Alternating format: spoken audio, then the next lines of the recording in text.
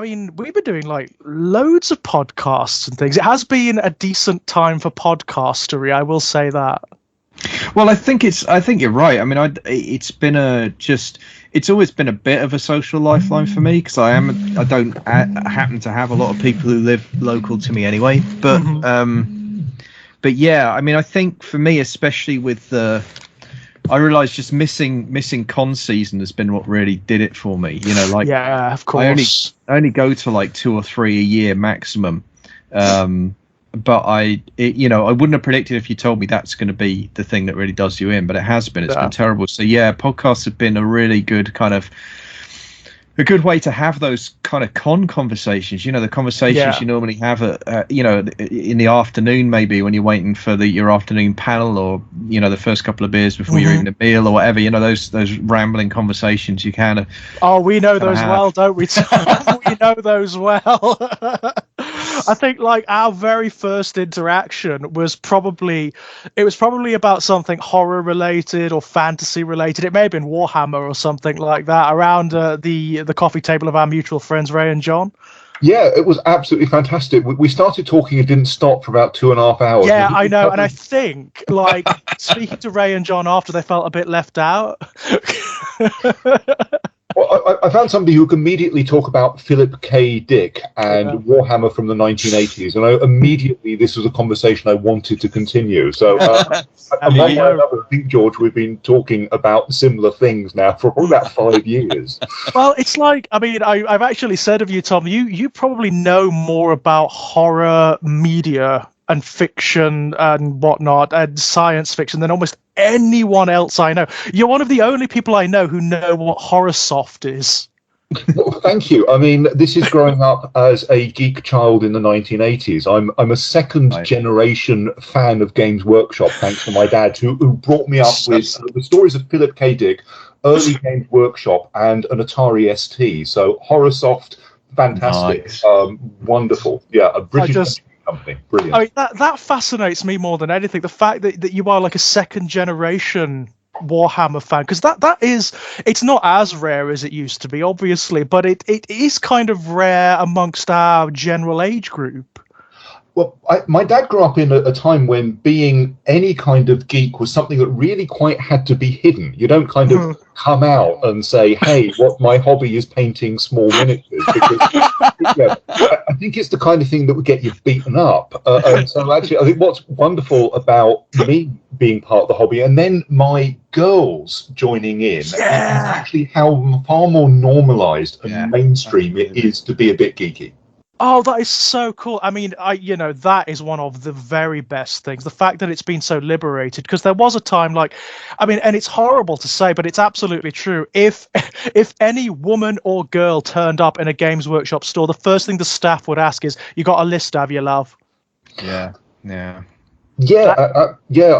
my girls come into it and they own it themselves, as something that they want to do. My youngest daughter, who is 6, loves Ultramarines, and that's her choice. Fantastic. And she doesn't feel any disconnect with massive masculinized figures in power armor. She just wants to paint them. No, that's really cool.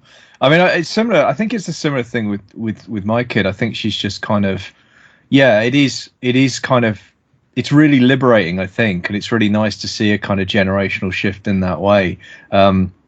I remember taking her down to the local gaming store when she was, I mean, she went through it briefly, but she went through a brief kind of Magic the Gathering phase. Right. And we went down for a few games. I mean, I've got cards from like the very late 90s, early noughties. None of them worth anything, of course, because I started buying just after it was really popular. So I just started getting the mass-produced stuff. I didn't buy any of the rare early stuff, and none of what I bought is in use anymore because they've moved on. So it's all I mean, they're really crap. Actually, they're like in terms of the game, they're crap. I mean, back in those days, they would put out common cards that were kind of useless, and that's what I've got like several thousand of.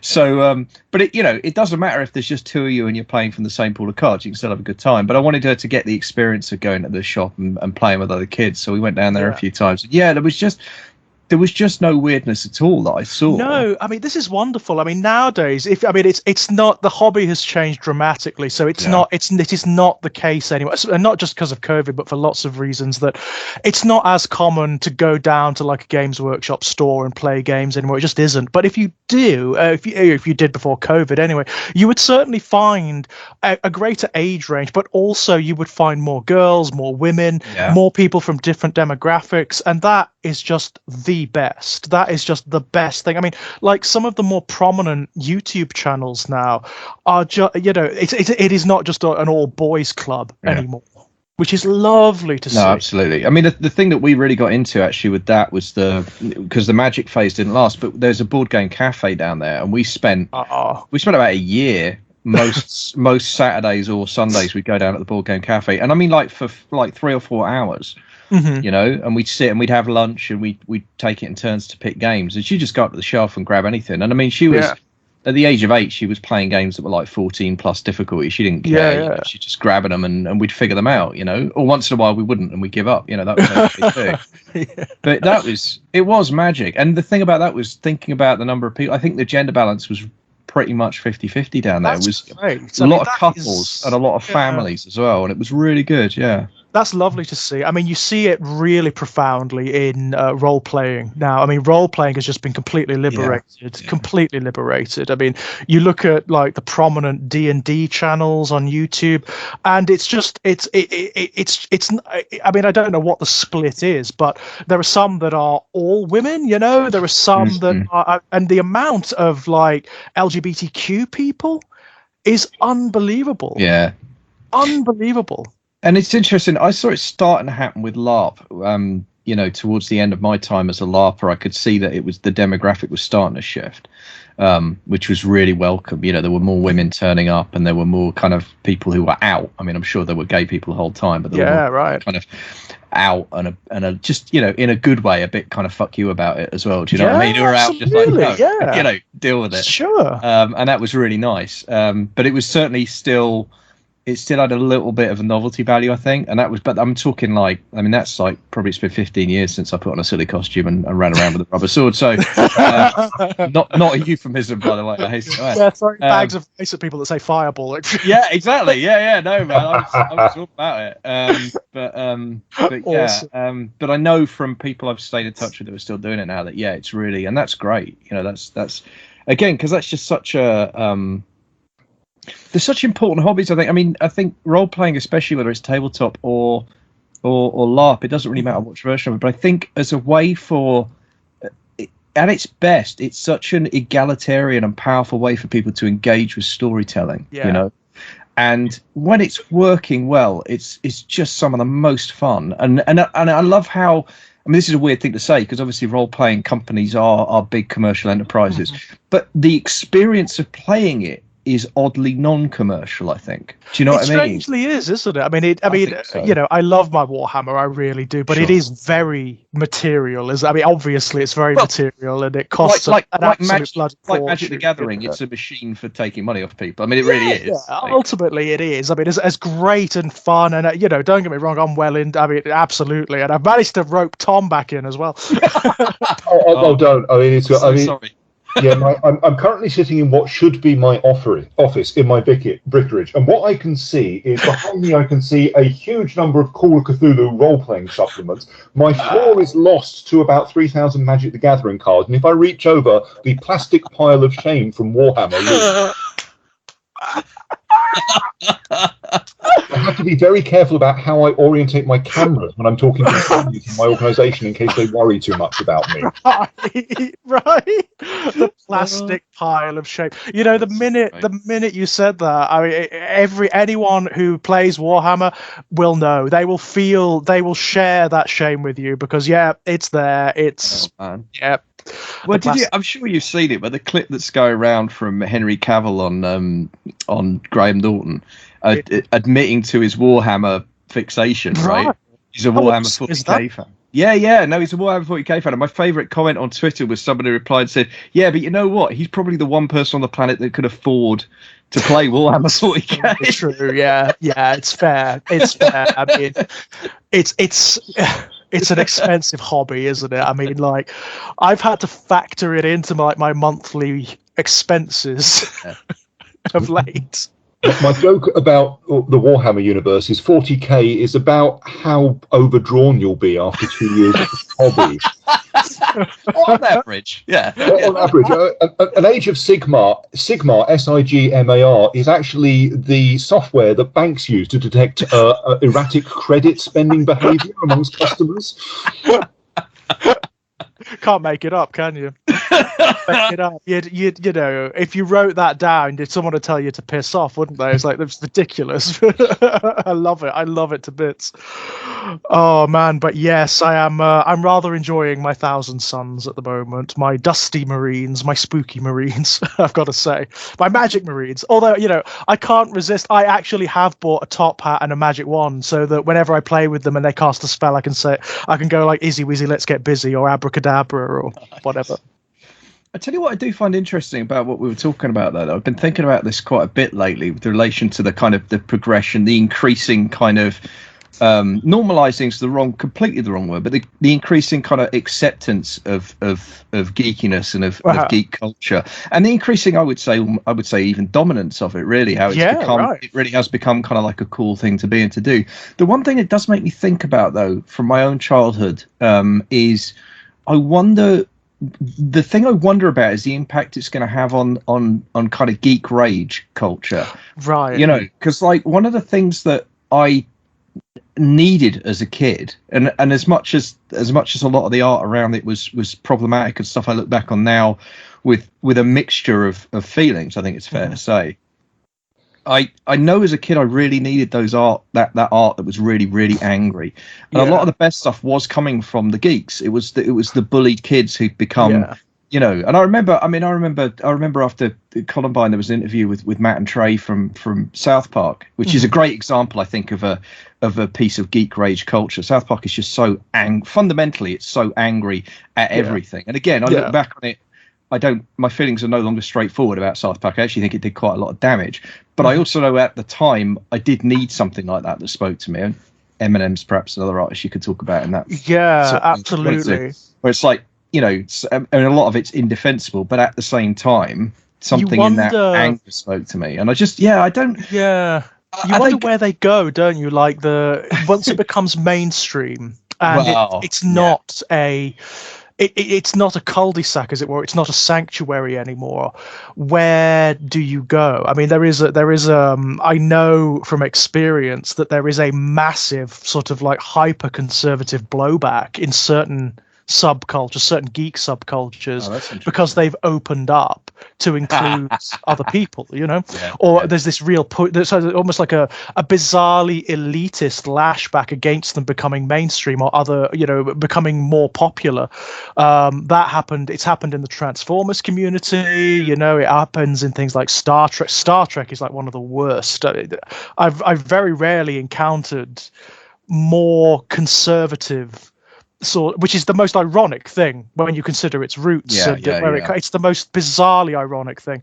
But how powerfully offended Star Trek fans are by like the new series and the way it's opening up, and I find that quite interesting, quite bizarre. I mean, it happened in Warhammer as well, obviously. I mean, did you guys see the statements that Games Workshop put out recently? Yeah, I loved that. I was very impressed with the language, because even if they did put out a statement, which they needed to, by the way, they really needed to. I thought it'd be more corporate. You know, I thought instead it stops just short of telling them to fuck off, doesn't it? Yeah. Short. I mean, talking of Eminem, there was that moment in like whenever it was 2016, 2017, where he went on the Black at the Table channel. It was an award show, and he did a freestyle rap, and he literally drew a line in the sand and said, "I'm going to make it really easy for you. If you're either a fan of me or you're a fan of Trump, you cannot be like." And he literally said, F off. Like, if you want to stay a Trump supporter, go away. I don't want anything to do with you. You know, and it's like, It's interesting those moments when they come up culturally. And it's fascinating, it really is. They had to do it, but they didn't well, do it right, but they didn't have to do it the way they did. And that's what's interesting, is how full-throated that message was, which is very encouraging. It's amazing to see how the right have attempted to misappropriate the Warhammer imagery, given where it comes from and what it so clearly is, which is a satire of everything authoritarian and everything right. It's what it's always been, Yeah, but if you fetishize authoritarianism, then authoritarian imagery is going to give you a boner, irrespective of whether or not it makes sense. I mean, they were doing that with Starship Troopers, man. I've seen the far right using Starship Troopers memes all over the place. Images of the brain alien at the end with a different face superimposed over it, saying they're afraid, and it's like, or it's afraid, and it's like, it's like that entire movie's point is that you're idiots. The entire point of that movie is to say you are awful, terrible, irredeemable, idiotic, dangerous people. Yeah, well, it's like they're misappropriating the Joker, isn't it? I mean, the amount of right-wing, talking heads on Twitter or on YouTube that have Joaquin Phoenix's Joker as their avatar, and it's like, did you see the film? Or what? Let's start with he's not the good guy. Right. Can we start there? Like, he's a bad person. Why are you celebrating this? But let's look at the entire film, which is it's a condemnation of everything right wing, like everything right wing. It's quite incredible in that regard. It wouldn't be set when and where it's set if that were not the case. No, exactly. It is, and it's not ignorance either. That's the mistake a lot of people make. They think that they are ignorant of the satire. They're not. They're trying to destroy it. I mean, I think some of them are, but some of them are definitely. But the by brighter and large, the brighter ones. You're right, absolutely.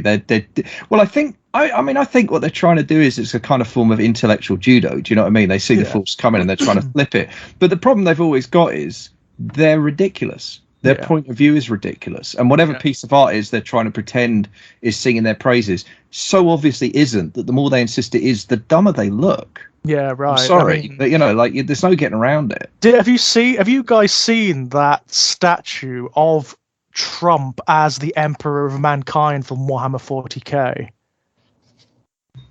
Someone actually made this gigantic statue of Trump as the Emperor of Mankind, and not realizing the irony inherent, obviously, the fact that the Emperor of Mankind is this moldering corpse that may in fact be dead, which is the center of this gigantic theocracy, this galactic spanning theocracy that's inept and crumbling and decaying and authoritarian to the nth degree, not realizing what that means, Yeah, but I think the thing is, think about what you just described. To some people, that really does sound like a good time. Right, yeah. That's what you've got to reckon with. Yeah. It's the old, it's the old. I mean, they're not right when they say things like Orwell wrote warnings and not instruction pamphlets, but it's the same dynamic, isn't it? They're wrong, by the way. When people say that, that's actually a wrong interpretation of Orwell. He didn't write warnings; he wrote examinations of what is actually happening. It's a different thing, but it's the sort of it's the same dynamic, isn't it?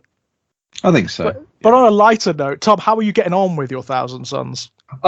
George, I mean, the answer is very, very slowly. It's clearly after hitting the age of 40, my ability to do fine detail has decayed. So I've been borrowing other people's Warhammer miniatures and offering to do details on them as a form of practice. So I've just done a huge number of the undead with wonderful golden shoulder pauldrons, so I can get practice before I get back on the Thousand Suns, because they are wonderful, but clearly fine detailing after you get a certain point, and 2 decades of drinking coffee means that it's more of a challenge than it should be. I know, right? It's the time, I find. I mean, I remember doing it as a student, which was 10 years ago now, and having so much time to sit and do these things and to make armies, to actually go down to the Warhammer store and talk with people and actually sit and get advice on how to do it. Now, I mean, it's such a thrill when I sit. Sounds like such an old man thing to say. It's such a thrill to sit down and do it. To have the time when I get an evening where, oh, I could do Warhammer tonight. Hobby. Yeah. My daughter wrote on the top of her list of things she liked to do is painting Warhammer with her dad. So that's my motivation. You know what, Tom? When we can do it, when we can reconnoiter at Ray and John's. I'm going to get Ray and John into it. That's my plan. To evangelize to Ray and John. I may even get a bit forceful about it. I may buy some Christmas or birthday presents that are Warhammer miniatures or something to that effect. And we'll have a session where we can sit around the table and we can paint and we can put miniatures together, and they'll love it. It'll be an absolute blast, I'm telling you. It's joyful. It is absolutely fantastic. I mean, I think this is probably the third time in my life I've rediscovered a love of Games Workshop, but it doesn't lose its thrill for the third remarriage. You know, I mean, Elizabeth Taylor was bored and jaded by this point in her career. I'm not. I will keep getting remarried to Warhammer. Yeah, I must admit, I mean, like, what they've done to reinvigorate the hobby and to reconnect with their fan base, to make the company more fan friendly, is nothing short of spectacular. The measures they've taken to reconnect with a fan base they'd largely completely alienated. Like, I was out. I was one of those who was like, nope, I'm out. So, it's, if a hobby starts causing me more pain than pleasure, I'm out, No, they've done a spectacular. Have you got the 9th Ed Thousand Sons Codex, Tom? I decided to go and buy the new Kill Team Codex instead because I wanted to try and keep my ambition limited, but it's on my to-buy list. But it actually makes them a psychic army again, which is fantastic. I tell you what, the new Codex is nothing short of spectacular. It's nothing short of spectacular. I'm having such fun with it. It's unbelievable. And it's the first time they've been any good. There wasn't, I love my Dusty Marines. I love my Thousand Sons, but the raw truth of the matter is they've always been a bit of a shit tier army, haven't they? And the miniatures didn't help. I mean, I once spent a fantastic week in Scotland with my wife and a friend of ours, and we sat at night in front of the fire because it was July and therefore we still needed a fire because it was Scotland, painting what we describe as Toblerone Marines. The were basically fighting with guns. Yeah, I remember. Oh my god, yeah. And they were just not any good, were they? In any edition of the game, they were never any good. Now, I tell you what, they are a sleeper hit. People have started to realize they're bloody good.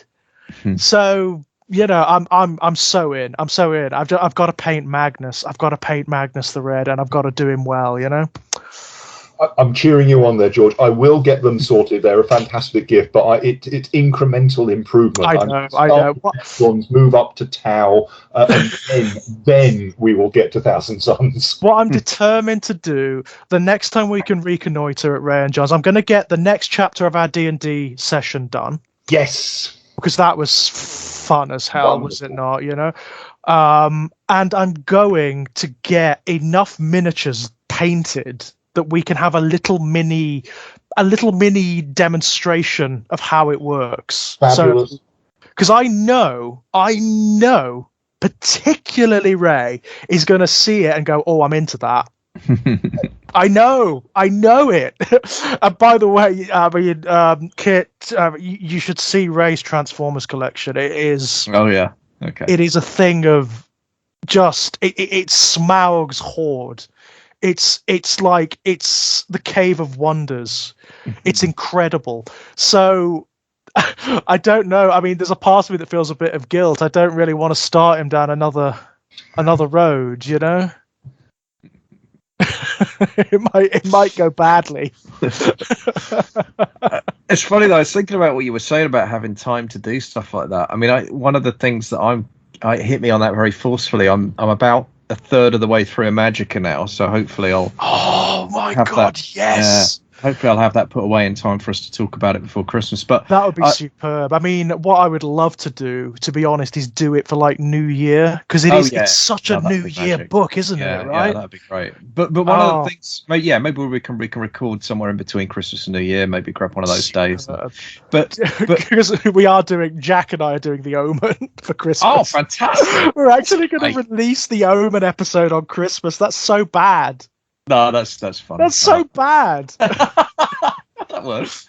It's dear me. Sort of a Christmas movie, I guess. It's an inverse Christmas movie. It's broadly theological. I mean, it's the season. It's more of a Christmas movie than Die Hard. Let's be real about it. It's true, at the end, it all comes out good, doesn't it? If you watch the terrible third film. Oh yeah, you have to get all the way. But who's got time for that? I mean, I love Sam Neill with all my heart. But me too. But man. But no, one of the things I was thinking about reading Magica the last time I read it was a teenager, and I mean, we talked about it with Weevil, but I think it's even more true with the Magica is just how readable it is. Yeah. And it was that thing of like just having that wistful memory of like, I remember just thinking, right, this is what I'm doing this weekend. Do you know what I mean? Just reading Magica all weekend, because I didn't have anything else to do. Right. And it was eminently readable. And it's just thinking like, I'm just getting I'm trying to get in like an hour a night, and it's real struggle get me up. And it's like, I just want to curl up with this book for a few days. Like, and it's a very strong memory of that period of teenage life where you just, you don't have responsibilities. You have time to do stuff like that, Yeah, I mean, I have like one of my equivalent experiences when I was at uni. The Dark Tower books were being released like sequentially every year. Right. So I would go into the Waterstones and just check and see if the next one had been released. And often, if it had, I would kind of park myself in a bar and probably not go to lectures that day and drink a lot of wine. And I remember reading The Wasteland and The Wolves of the Calla all the way through in a bar. Nice. All the way through drinking a couple of bottles of Merlot and being stinking by the end. Like, just staggering home, as you do as a student, Yeah. So George, you're saying that roughly by the time you finished the book, you were in roughly the condition Stephen King was when he wrote some of his fiction before he wrote it. Good point. Yeah. Wow, Tom, shots fired. If you thought about it, really, you could have gone home after that and sat down and wrote Cujo, right? Yeah, right. Oh my God. Oh, now that I think about it, that was about the same time I was writing the stories that were in Strange Playgrounds as well. So yeah, it's may have been in that condition, may have been after reading like The Wasteland or Wolves of the Calla or whatever all the way through. My God, I miss those experiences. Yeah. No, it's life comes at you fast, as I believe the kids say. Really does. I mean, don't get me wrong. I read as much as I feasibly can, and I make sure, because I can't not do it. It's one of those habitual things. I can't not do it. I do it every day. I do it every day. It's usually bedtime. It's usually bedtime, but no way do I read as much as I used to. No way. No, and I'm not sane if I'm not reading. I'm just not. That's. I must say, like, the Kindle on my phone has become a revelation and a lifesaver, because I don't have to carry bags full of books around anymore. Yeah.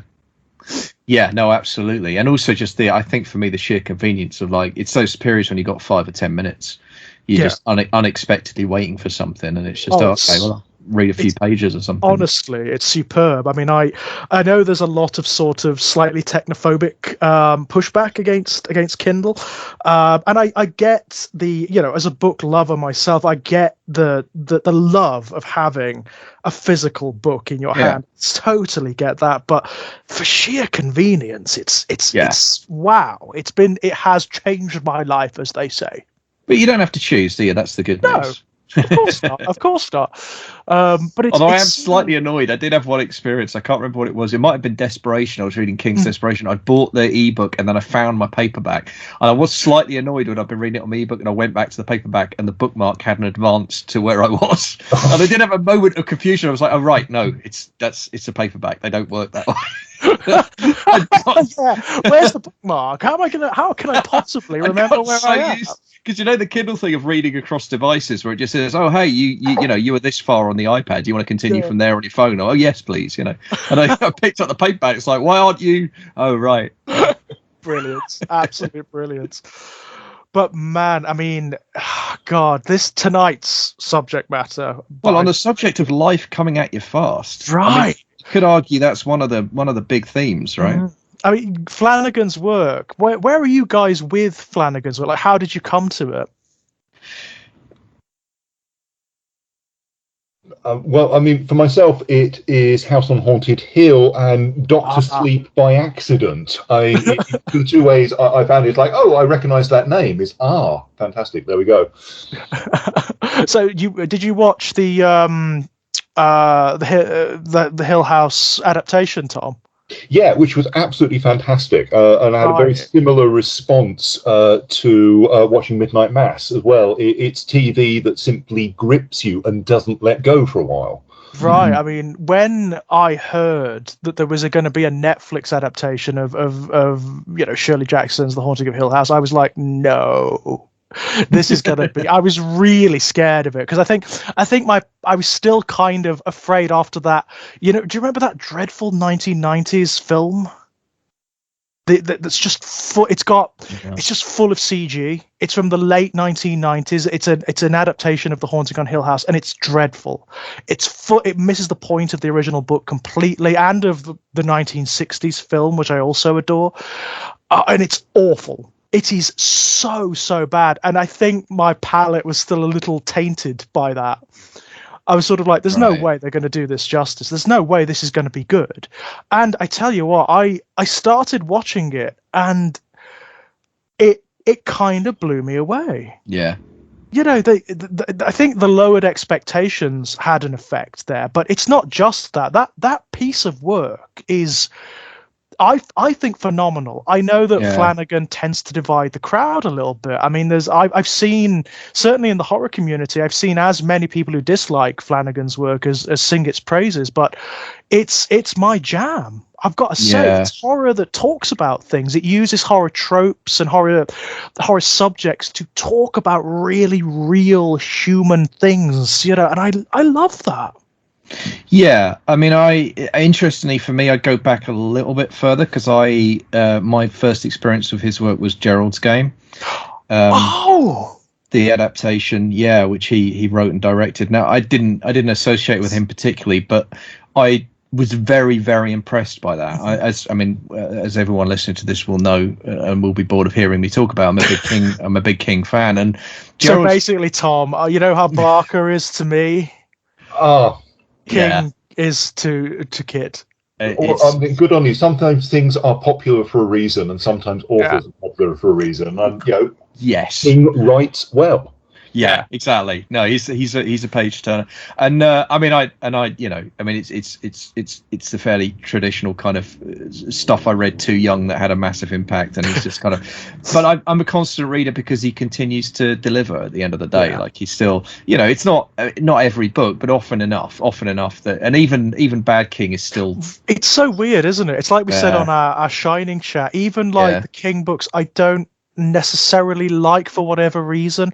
I'll read them fine because they're fun. I mean, there's something so colloquial. I always feel like whenever I read a King, I always feel like I'm sitting at a bar talking to somebody.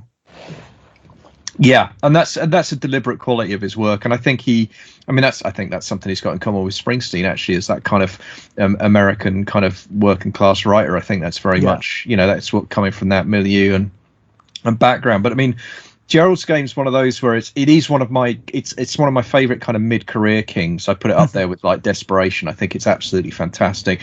I mean, I think we talked about this before as well. Conceptually, Gerald's Game is so impressive. It's the kind of idea as a horror writer you have, and then go, I don't know how I could do that. Right. I mean, like set in one room, like the ruminations of a single character who's trapped there. And it's like 500 pages. This is not a short. Like I can imagine doing it in like 150, right? I can imagine doing it in like a long novella or a very short, like 50,000 words maybe. But this is no. This is a Stephen King novel. It's like 120, 130, and it grip. My God, it just drags you through it by the collar the whole way. You have no. Do you know what I mean? Like once you start, you're done. So, well, once the situation starts, he never lets you go, does it? It's just like escalating intensity from that moment, and it is kind of brilliant. And it's such a brutal situation, and the simplicity of it is what makes it so devastating. I mean, like, you're handcuffed to the bed in the middle of nowhere in a summer house, and no one's coming for weeks. Good luck, And again, it's similar to the book. When I saw they were doing a movie, I was like, I don't know how you're going to do that. Yeah, I don't understand how you make that work as a film, and he did a great job. And what I like about what he did was how he adapted her, because a lot of it is spent in her memories, obviously, because you'd have to. But what I loved was the way Flanagan made the decision to personify her memories. So her husband just is there in the room talking to her, and it's her talking to herself, but at no point does she say that out loud. And I liked how the director, the writer, same guy. I like how Flanagan trusted the audience. Yeah. To just make sense of what was going on. You know what I mean? He's like that, isn't it? I mean, that is a marker of his writing. He does this wonderful thing where he tends to... He's very aware of how visual storytelling works, but also how the space between images works. So he will personify and visualize things that are happening in a character's mind or in their experience, but then he'll leave these great spaces where you decide as the viewer. I mean, one of the things a lot of people disliked about the adaptation of The Haunting of Hill House was the end. They hated the fact that the last episode, spoilers by the way, guys, if you haven't watched any of these things, go and do it now, please. Especially Midnight Mass, because it deserves to be watched. Seriously. It turns the metaphysics on its head and makes it almost like reality warping science fiction story where the metaphysics of ghosts has a strange hopefulness to it and almost a redemptive quality, and a lot of people didn't like that. Now, I loved that. I just adored that.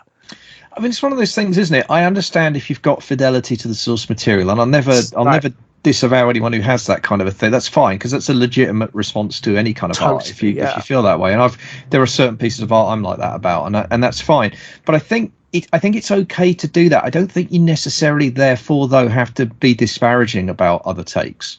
You can say, you can say it's not for you, and that's fine. And the version, I mean, the book's sitting on your shelf. You can read it anytime you want. Absolutely, that'll never change.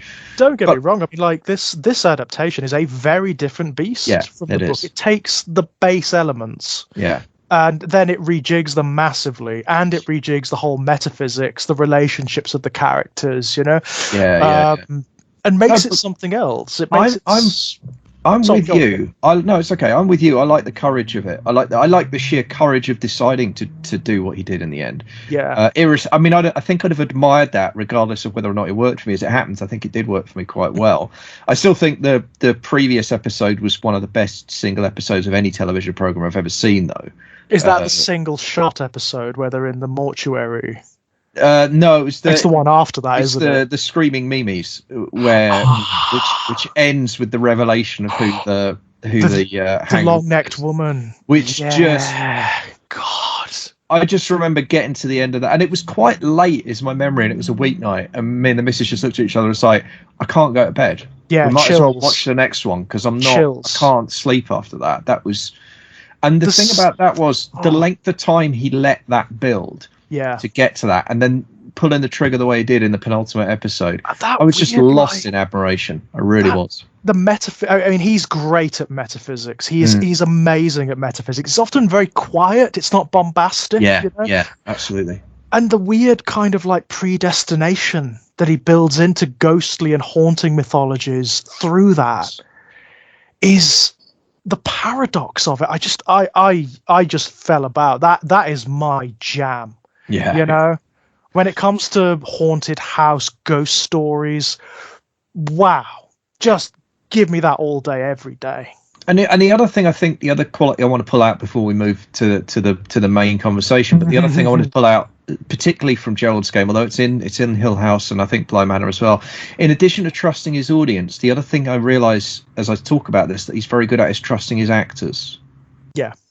And I think, because part of the reason it worked in Gerald's game was the writing, but part of it was the acting. He trusted the guy playing the husband to be able to play him in such a way that it would be clear to the audience that he was really a projection of her subconscious. Right. And that actually, again, that takes a certain amount of faith and a certain amount of courage, a certain amount of skill, perhaps, as a director. And that is a quality that's there throughout Hill House as well. It's there throughout Blind Manor. And boy, how my is goodness. it there in Midnight Mass? Oh my God. Because wow. Damn. I knew, like, after I'd finished watching this, Tom, the first thing I thought of was you. I knew, given your station and your love of horror, this is like, it's almost tailor-made, right? Oh, Tom? Have we lost you? Oh no. I think he's just trapped under a pile of Warhammer stuff. I think that might be it. I think all the games of Warhammer might have fallen. Oh no, Tom, we haven't got any sound from your end. Oh, hang on. Is there something in the chat? No. Is this an internet thingy, perhaps? I was having an internet thingy. I was having a fascinating technical problem caused by my monitor turning itself on and off, which is also containing my speakers. So I could either attempt to sit quietly until the problem passed away, or attempt to talk over you and assume that what I was saying was relevant to the conversation. I chose the former option rather than the latter. So if I go quiet about every 5 or 6 minutes, because I'm having the most fascinating set of technical problems. Gosh, I'm so sorry. Oh no. But yeah, I mean, I was just saying to Kit, like, after I finished watching Midnight Mass, I sort of thought of you almost immediately, which is why I got onto Facebook and it was like on the messenger. It was just like, Tom, have you seen this? I knew I had to respond, and I started, and within 2 minutes, I knew I was hooked. And it's the opening image. It's of a Jesus fish illuminated by police emergency lighting. And you go, yep, absolutely sold. I'm watching this to the end. Right. Yeah. I mean, it's an amazing opening sequence, isn't it? And it plants so many assumptions in your mind that then invert themselves all the way through. I mean, it is an amazing, just like you were saying, Kit, about him trusting his actors. The guy who plays Riley is, I mean, there's something so vulnerable about him, even at his very worst, even at like the worst moment of his life, where he has done the worst, possibly the worst thing imaginable. I mean, and that is something that is all the way through this work. I know the humanity of this show is unbelievable. Like in a lesser show, certain characters would be the bad guys, wouldn't they? They'd be the characters you loathe. And you know what? I couldn't. Even the worst of them, which is what's her name? Beth. Definitely. Bev Keane. She would be the worst, and yet, as awful as she is, and she is awful, she is like, she's painted as this frightened child a lot of the time, and it even at the very end, when she has authored like the most awful things imaginable, there is still this sympathy. There's still this like core of humanity, and I admire that just enormously. And I'm glad you said that, because I almost didn't watch it because I heard the opening synopsis was Riley Finn returns to his hometown after spending 4 years in prison for killing a woman in a drunk driving accident. Oh, former venture capitalist, right? And I thought, I don't want to watch a show about that guy. I certainly don't want to watch a show that's going to make me feel sorry for that guy, because F that guy. Seriously, like my gut reaction to that on paper, and that speaks, of course, to my own prejudices, but it was just like, no. I don't get that. That's a kind of awful human being that's making real life a misery for all. Like, I don't know. And the sheer, again, I think courage, storytelling chops to say, no, that's our lead character. That's the first person you're going to meet. And it's a gorgeous setup. My wife's a medic, and she happened to mention that the details of the chest compressions done on the girl who dies in the accident is the best fake chest compression she's ever seen in a film. I mean, it's a small thing to know, but it's about attention to detail and scene setting, which just continues throughout the rest of the piece. No, Yeah. absolutely. And actually, that's something my wife is always, she's furious about. And it's amazing how badly it's done so often. First aid, all that kind of stuff. Mm-hmm. I mean, she talks all the time about the circle of death, which is something you learn about in first aid. They teach you about, like, don't just stand around staring at them. Bloody well do something. You know what I mean? Like, it's this basic stuff. But like, she's infuriated by, very unrealistic, and it happens all the time. Yeah. Bad mouth to mouth technique, or chest compressions that are completely wrong or whatever. And I'm with you. I think it gives you a certain. The thing is, most people won't notice, but for the people that do, it triggers buy-in. And I think is that he brings that attention to detail to everything in it. Yeah, like all of the characters have that level of depth to them, have that level of realism to them. It's in everything, isn't it? It's in like the setting, like the crock pot itself. Crockett Island is such absolutely. Yeah, I'm married to somebody who grew up in a small Canadian coastal community, and so actually, in terms of verisimilitude, myself as a priest and my wife watching this, saying actually this has realism. This has So like, I mean, this is like tailor made for you, Tom. This is like it's all your experience, isn't it? It's amazing. To be more confessional, still, before I took my current post, I actually looked at a priest post in a small coastal community in Canada. And what was fantastic is I sent my eldest daughter to do a Google walking tour of the area around the church, and after about 5 minutes of clicking, she looked up from the screen and shouted, "There's nothing here, Dad!"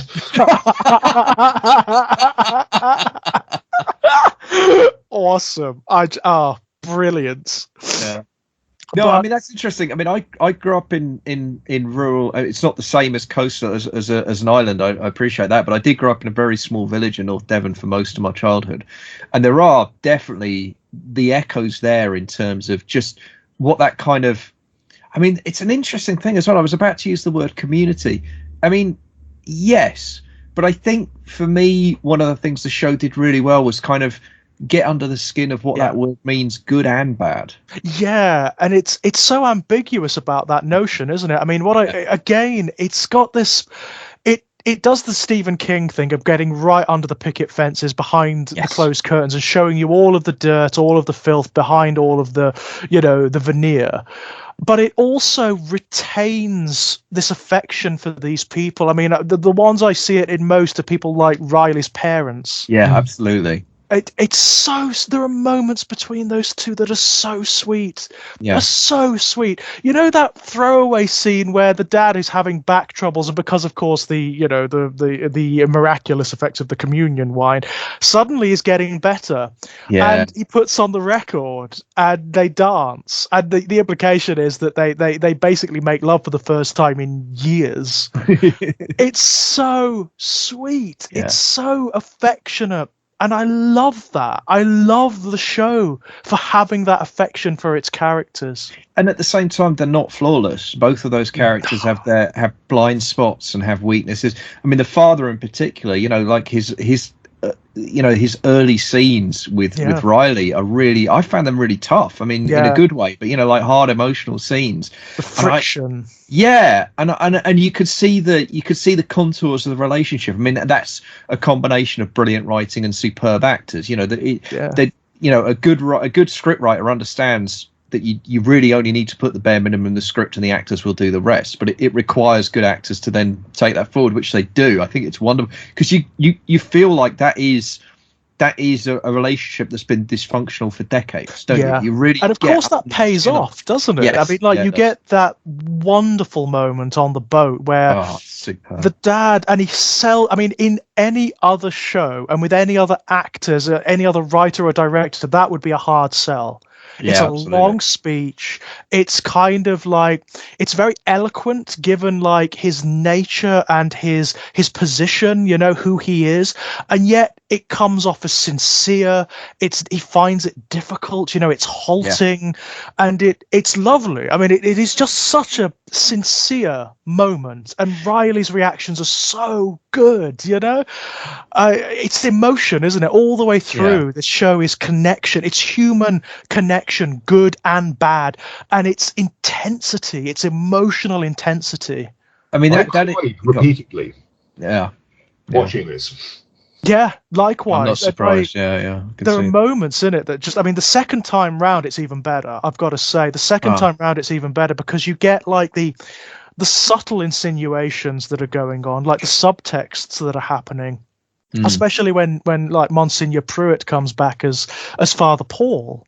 Yeah. You know, the relationships he has with everyone, suddenly all of the interactions he has with everyone take on this new note when you know who he is. I mean, I have to say, I'm not sure if it's intentional or not, but I did work out substantially ahead of the script reveal that he was the father. I mean, He was Monsignor Pruitt. Yeah. But well, no, not that he was that was his daughter.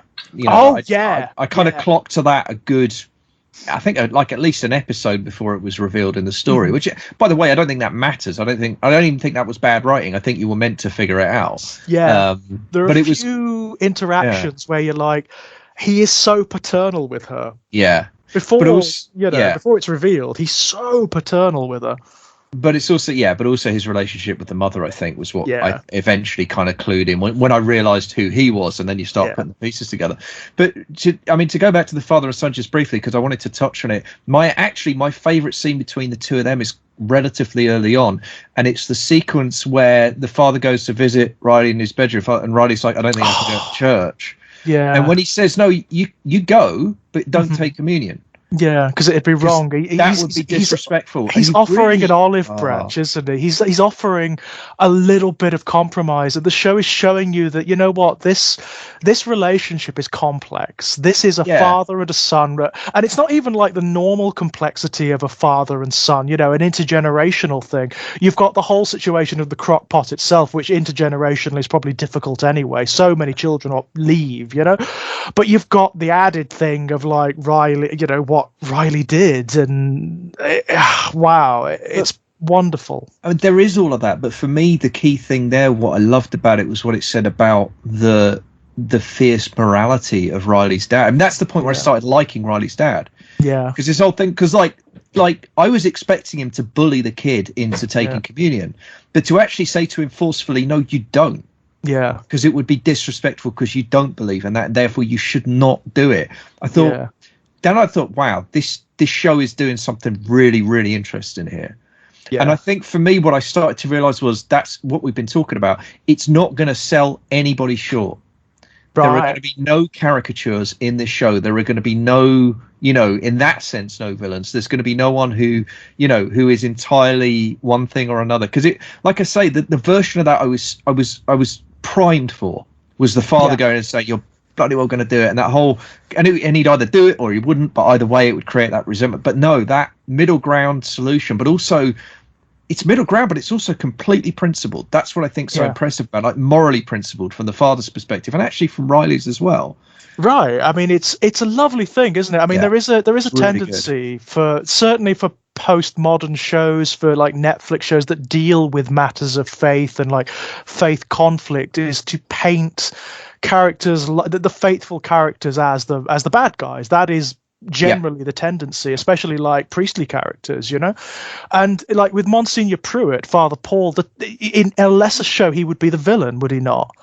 And yet he is so not. No, he's so not. Even as misguided as he gets, I totally empathized with him. Like, I understand why he does what he does.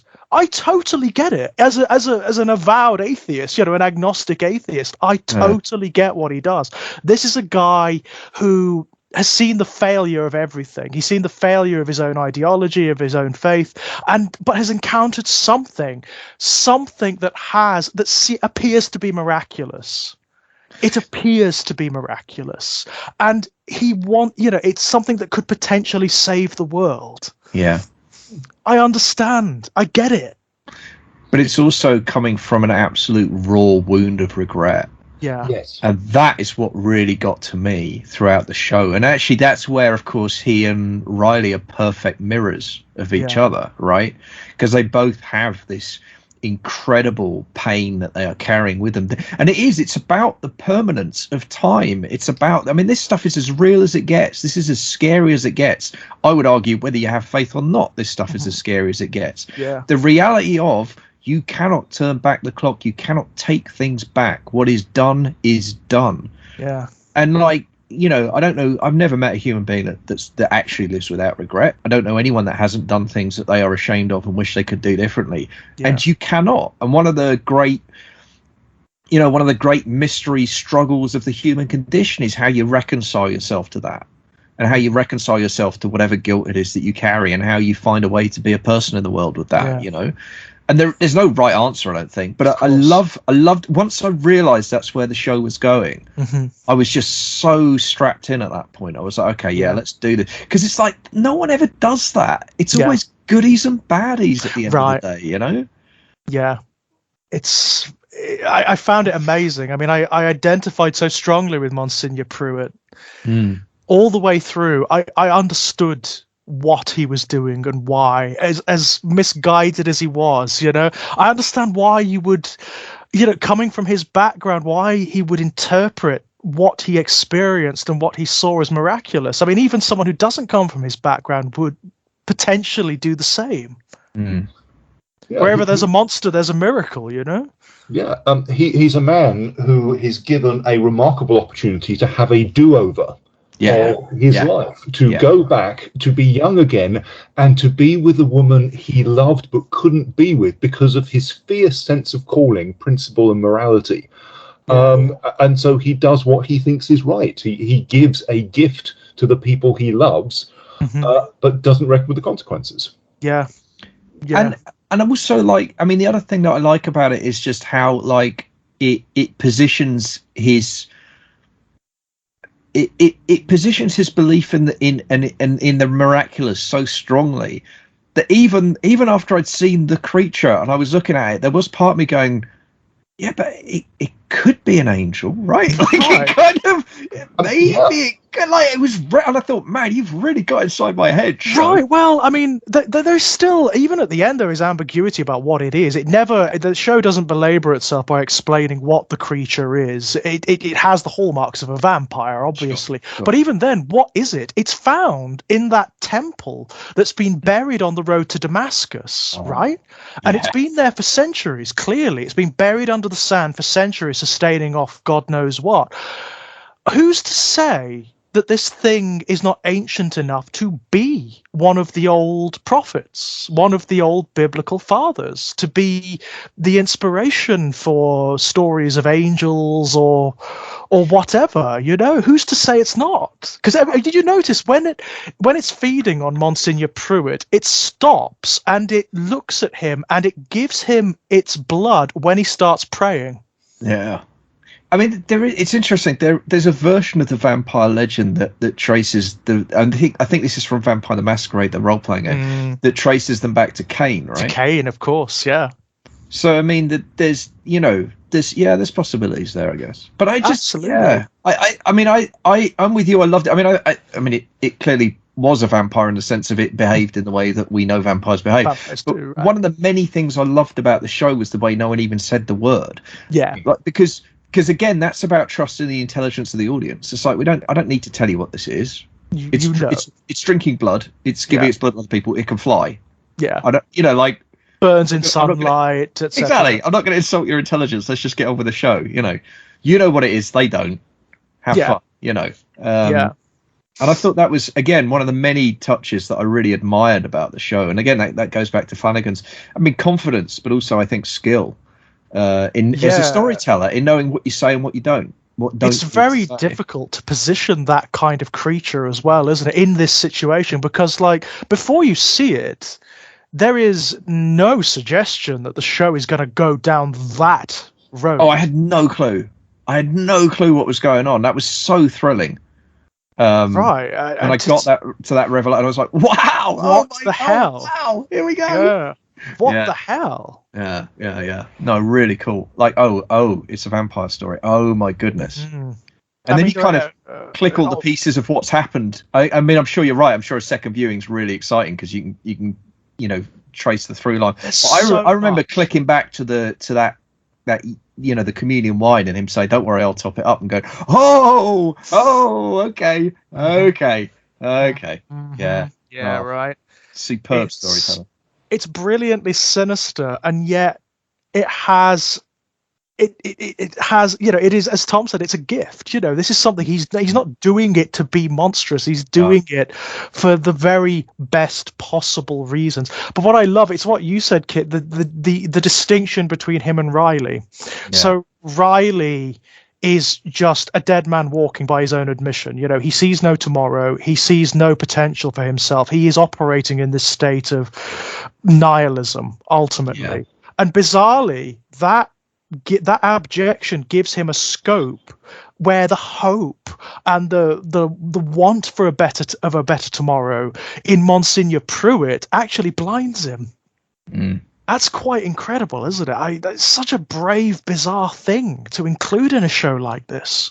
Yeah, no, I really like that. And for me, one of the things I greatly appreciated was that the show respected Father Paul's faith completely. It also respected Riley Finn's atheism completely. Yeah. And I thought that was really important to me because, again, I've tried to write about some of this stuff, and it's really, really hard. It's really hard to keep your own positionality out of it as much as possible, and to give the characters, in my case, to give the characters a faith, the breathing room they deserve. And if you're writing from a position of faith, I imagine you might have similar problems with writing about characters who are atheists or whatever. But I couldn't. Those scenes where they're doing the where they're having the AA meetings, just the two of them. I was just like, this is what I come to drama for. This is the kind of thing. Just the raw acting is the tension, the dynamism between them. Those two are incredible. No, they are. And I mean, Hamish Linklater, his decision making as an actor, the intelligence behind. One of the things I was watching really closely was just how often he would pause mid-sentence and take a breath. Yeah. And his intonation, he was thinking really hard about every single word he said and how he would say it and how he would deliver it. And it was just, what a performance. Just exquisite performance. It is beautiful, isn't it? He deserves every accolade that comes from this show. I was sold by him completely, and when he's just doing his thing where he's giving his sermons and whatnot, I'm like, I'd go to that church. I'd be quite happy. I'd be fine. He performs preaching extremely well. In terms of sermon delivery, so the content, the script is fantastic, but the delivery of it actually uses very well established preaching tropes to capture an audience attention and bring them to your point. Absolutely fantastic. I think for me, what I particularly enjoyed is when it does start to get a bit kind of scary. I really loved, and it's kind of like, where's the tipping point? Where you suddenly like, oh, hang on. The point that really did it forward than I was expecting to be, and I'm starting to feel nervous. I remember the point where the show turned for me is when he gestures what's her name, the girl who was shot in the back. Oh yeah. And he steps back, and it's like, oh my god, she's going to get up. Yeah. And then when she did, I was like, what is the show saying? Because of course this is before you would know anything about the blood, the vampire, or anything.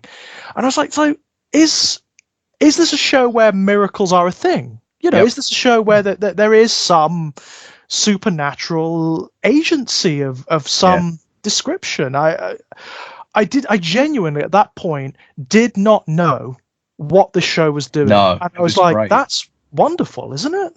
Well, and here's the thing: by making the decision to have that scene before you understand what's going on, Flanagan is trying. That's the response Flanagan's trying to elicit. Yeah, he's trying to create that experience in you. That's a confrontational scene. The first time you see it, for me, it was anyway. Yeah. Definitely. Well, you get the wonderful meditations that come after as well, because what you've got there's a reason why it's called the Croc Pot, why it's called Crockett Island, is because it's this bubbling, seething mass of ideologies, right? It's this playground in which Flanagan has dumped all of these differing perceptions and perspectives, so they conflict with one another, so they commune with one another, and so you get tension drawn. And After that moment, you get these wonderful meditations. You get characters talking about it. So you get the doctor examining the girl and trying to look at it from a medical perspective. You get Riley confronting Monsignor Pruitt the night after in their AA meeting and saying to him, I can explain all of this. I can come up with explanations for most of what just happened. What I can't understand is how you knew. Yeah. No, it's so good. You've got someone shaken in their atheism, someone who's shaken in. That's great, isn't it? No, it's brilliant. I mean, how could you not be at that point? Right. I mean, it's a fantastic moment. The other thing I really love, the sheer bravery of deciding to have, okay, so let's have a Muslim sheriff. Why not? Right. And let's have his son witness this stuff, and have his son start to question what's going on. And that, I mean, those scenes were some of the most, for me, emotionally powerful scenes. And there were a lot of emotionally powerful scenes in the show, but the scenes with seeing the way the guy playing the sheriff was. Seeing him trying to come to terms with what was going on. Oh, it was so cool. It was so well handled, wasn't it? Amazing. I mean, I think my favourite line of his was when he said, like, I'm not going to tell any son of mine that he can't try and find God wherever he wants to look. Like, I can't do that. Yeah. But you can see how much he's wrestling with it, Yeah. It's such a wonderful thing because it's like, for him, it is kind of like, I mean, he's obviously lost his wife, it's he's obviously feeling that he may be losing his son, and of course he comes at it from a very particular perspective as well. He is an outsider on this island. He's an outsider in so many ways, and he sees the perversities and the corruptions that we see from an outside perspective. Right. Yeah. And he can see how those things could draw his son in. Yeah. And he's afraid of that. He's afraid of so many things. It's wonderful. It is, and it handles everything with such a light touch, with such a sincerity, without demonizing anyone, without turning anyone into a stereotype. The closest you get to a stereotype is Bev Keane. But even she, well, I know that woman. I've met that woman many times, that she would be better suited to an evangelical church, wouldn't she? She doesn't belong in that church. She's the kind of person who sees power in religious structure and in God. She sees an abrogation of her own actions. She's the kind of person who can say, "Oh no, I'm not being mean. I'm not being vile. This is God's will. This has nothing to do with me." But if it happens to be bad news for you, well, tough shit. It's God's will, I mean, I think her attraction is to the power of the structure rather than faith. I actually think that she's not I actually don't think she's a very faithful character, interestingly. I think her true faith is structure, is order, authority, and power. Yeah. And that, there are people like that in every faith group, in every political group, in every walk of life. And, you do see them. I mean, I'm left politically. I'm a member of left, and you even see them in political groups on the left. There are people like that, and they're always really, really scary. They do loads. They're really useful. Yeah. Really scary people. Well, it's funny. It's the dynamic of abuse. I mean, abusers do that too. I mean, from my professional background as a carer, we know how abusers work. And one thing abusers do is they unveil themselves into groups by doing the maximum amount. They make themselves invaluable. Yeah. That's the way they work. And then, of course, when the abuses start, it makes people more reluctant to cite them. Because they're necessary. They become necessary. So, and it makes authority structures far less willing to eject them. Yeah, and they groom their defenders as assiduously as they groom their victims. Right. But the thing that I found impressive about her is, even with her, who I think you're right, I think the nearest thing the show has to a villain, but even she, I found kind of almost pathetically sympathetic in some ways. I felt awful for her. If that makes sense, you know what I mean? Like, I did think, I really wish she'd been held more as a child or whatever it is. Like, I really wish, there is this sort of petulant child quality to her, isn't there? You know, which is afraid of everything. It's ultimately afraid of everything. It's afraid of the truth. I get the impression from Bev towards the end that I get the impression she almost knows what's going on. She knows it's not an angel as such per se, but she doesn't really care. Yeah, I mean, that's what I meant about her fundamental attraction to power, because that's the way I read it. Is her, when she flips in the last sort of couple of episodes, to me she's embracing raw authoritarianism. She's embracing raw kind of power for power's sake, and you hear it in the way that she twists scripture, she twists whatever, and it's, her approach is incredibly cynical at that point. She's just grabbing at anything she can find to justify what she wants to do.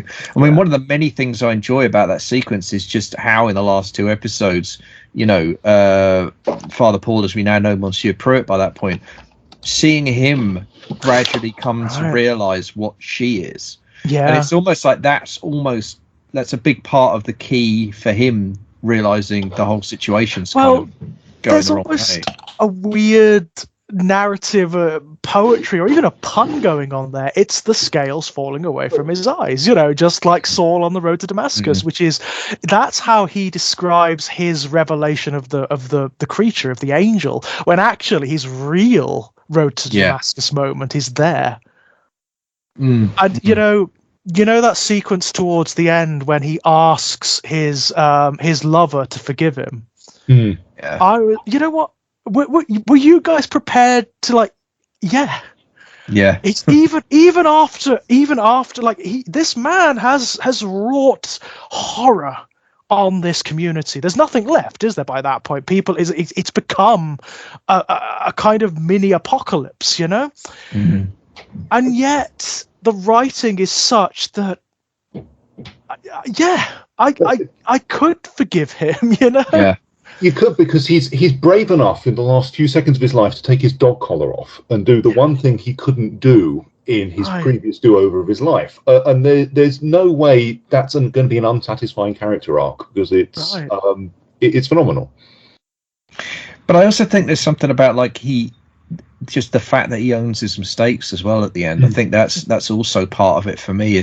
And also, you and I, George, we've talked a lot about storytelling, fiction, and villains, and you and I both said at various points, the thing about villains is no one really thinks they're a villain, right? Yeah, of course. And I think that's an idea that's very easy to pay lip service to, but I don't think I've ever seen, I can't immediately recall, certainly recently, a piece of work that's personified that as well as this show.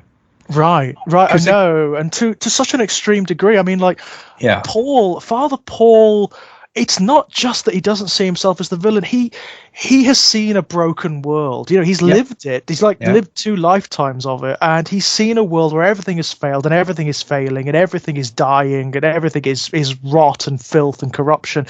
And he wants to save it. He's found a means of introducing miracles that could transform all of humanity. And as I've said, me from my atheistic perspective, or my sort of atheist agnostic perspective, having encountered something similar, I'm not sure I wouldn't have gone down a very similar road. Look, the other thing is, he's not wrong about the world. One of the things that I loved that the show did is the reason that this island community is dying, partly at least, is because of a massive oil spill that happened that killed all the fish a few years ago, and it's still a load of people left.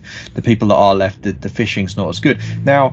That's arguably a bit on the nose in terms of what we're all actually facing in terms of ecological collapse, but I'll allow it because it is something that really happens. So actually it's grounded in a real experience, and I mean, the whole show is about microcosm, so you can't really complain about that. That's what it's doing. If you don't like that, then don't watch it, go watch something else. But that's what it's doing. But again, it's a really key, for me, that's a really key component of it. It's Monsieur Pruitt is not wrong about the state of the world, right? And if you take that kind of oil spill as a metaphor for the wider issues we've got with fossil fuels and what they're doing to the planet, and that's not wrong. And increasingly humanity is going to shrink back, and we're all going to be on islands fairly soon if we don't get right. His mistake is in reaching out for the first thing that he finds. Ultimately, it's in his misinterpretation of what he discovers and what he experiences. And that, you can't really blame him that, because of course when he does discover the quote unquote angel, he experiences something that is nigh biblical. His life is renewed. And his mind is restored. Well, and I think that's the other key component. Is it's really important that you've got to appreciate, and I think the show does a good job delivering this, the state he was in at that point. Right. And I think that's a really key component too. It's like he is kind of like, there's no way, I mean, the state of his mind at that point, he was lost. I mean, he was lost to himself. Yeah. He was wandering, he's circling the drain of dementia in a really serious way. Yeah. So it's even more understandable how in the moment, because how much does he even remember of the moments before the transformation? Do you know what I mean? Like, genuinely, how much of it? I mean, obviously he has memories of the island. He can go back that far, but how much does he remember of those last few weeks? And what is he left of in terms of his impressions of that? And I think, I mean, so the road to hell is paved with good intentions. I mean, these are the best possible intentions this guy's got. Extraordinary. Yeah, it's a wonderful piece of storytelling, I've got to say. This elevation of very familiar tropes. I mean, the vampire, which is kind of what it is a very familiar vampire, isn't it? Well, I mean, I started trying to. I mean, I'll pull an essay together on it at some point. But one of the things I was realizing as I started writing about it was it's actually, again, this is something we've talked about before. Originality is blending together enough pre-existing things that you come up with something new. And actually there is something to that, because there are the elements here are all incredibly traditional. Religion versus atheism, the eternal debates all around that, they infuse the entire show, right? There's a big part when it's about I mean, even faith. like the setting and the character dynamics, it's exactly. King, isn't it? I mean, this is the influence of King is huge here. There's Salem's lot in there. There's a story he did called I can't remember the name of it. There's a story about, which was set during George Romero's zombie apocalypse on an island. Home Delivery, that one was called, I think. And it's got elements of that in it.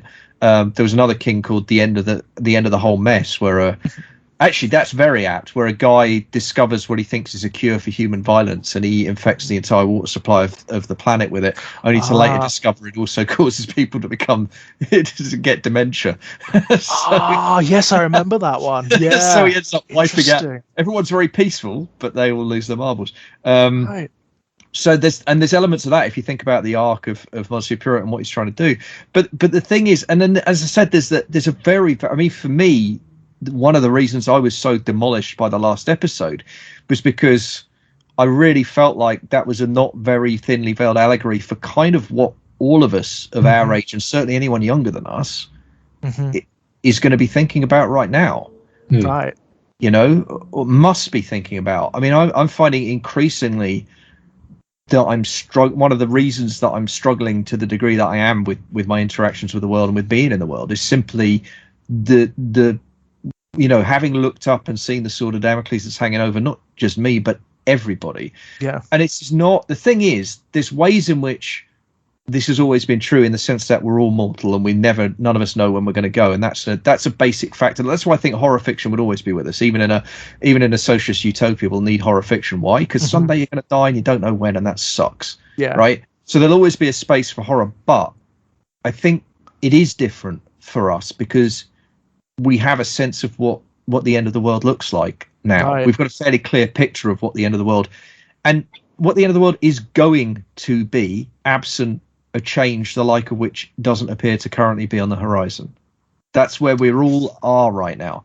And I think for me, the final sequences of this, the fact that it's a sunrise and the fact that everyone burns, that really, I'm choking up just talking about it. It really, really got me. It's powerful. I mean, the ecological symbols of we are all on a tiny island and it's burning are profoundly true. I think what struck me as well is how some people chose to meet their end. A community go out singing rather than tearing each other apart. And there's something actually quite powerful about that, about the human choice, no matter how appalling circumstances are, that some people choose to meet their end in dignity and connectedness to others. I mean, particularly the sheriff and his son, which just had tears God, at the end.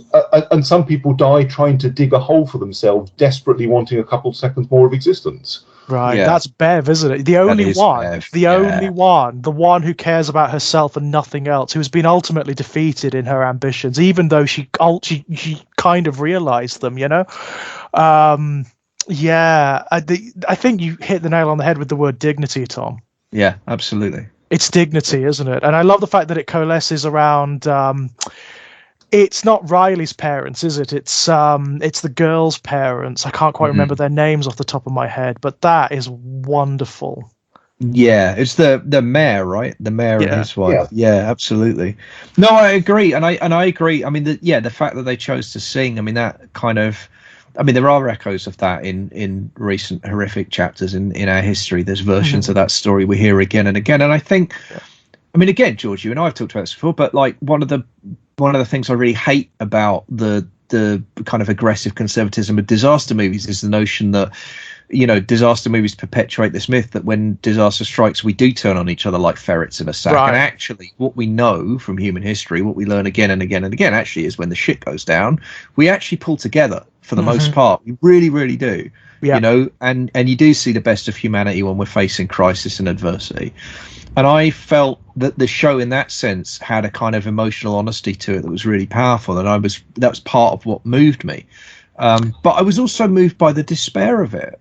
Yeah. Because they did come together. They did choose not to fight. They did choose to sing. But also, you know, that was the end. It's a giving up, isn't it? Everything. Well, there's nothing else to do. I mean, that's what's interesting. I'm always fascinated by stories where people have no good options. Right. That's a perpetual fascination of mine, and I loved the decision, the bravery of the show to say, and most of the people, when they really are facing that, this is what they decide to do.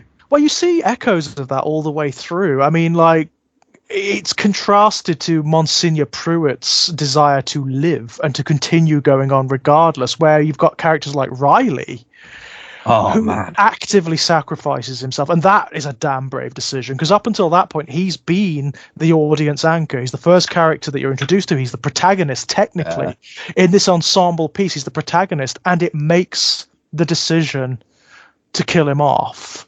Not just that, but again, that moment for me, and it would have been in a slightly different place, I imagine, for everyone watching it, depending on how invested they were in what he was saying and how caught up they were. It's the revelation of what he's done before it happens. Yeah. The revelation, wait a minute, he's on a boat, he's in the middle. Oh, the sun's coming up. Yeah. Right. And it just, and again, the show let you get there whenever you were ready to get there. Yeah. And it trusted you to get there. You know, the writing trusted you to get there.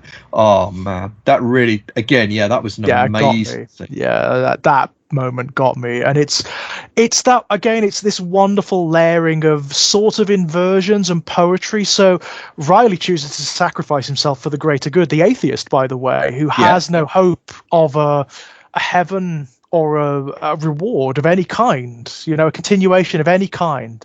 But did you notice how, as well, at the end, his final vision is of Erin Green's daughter? Right.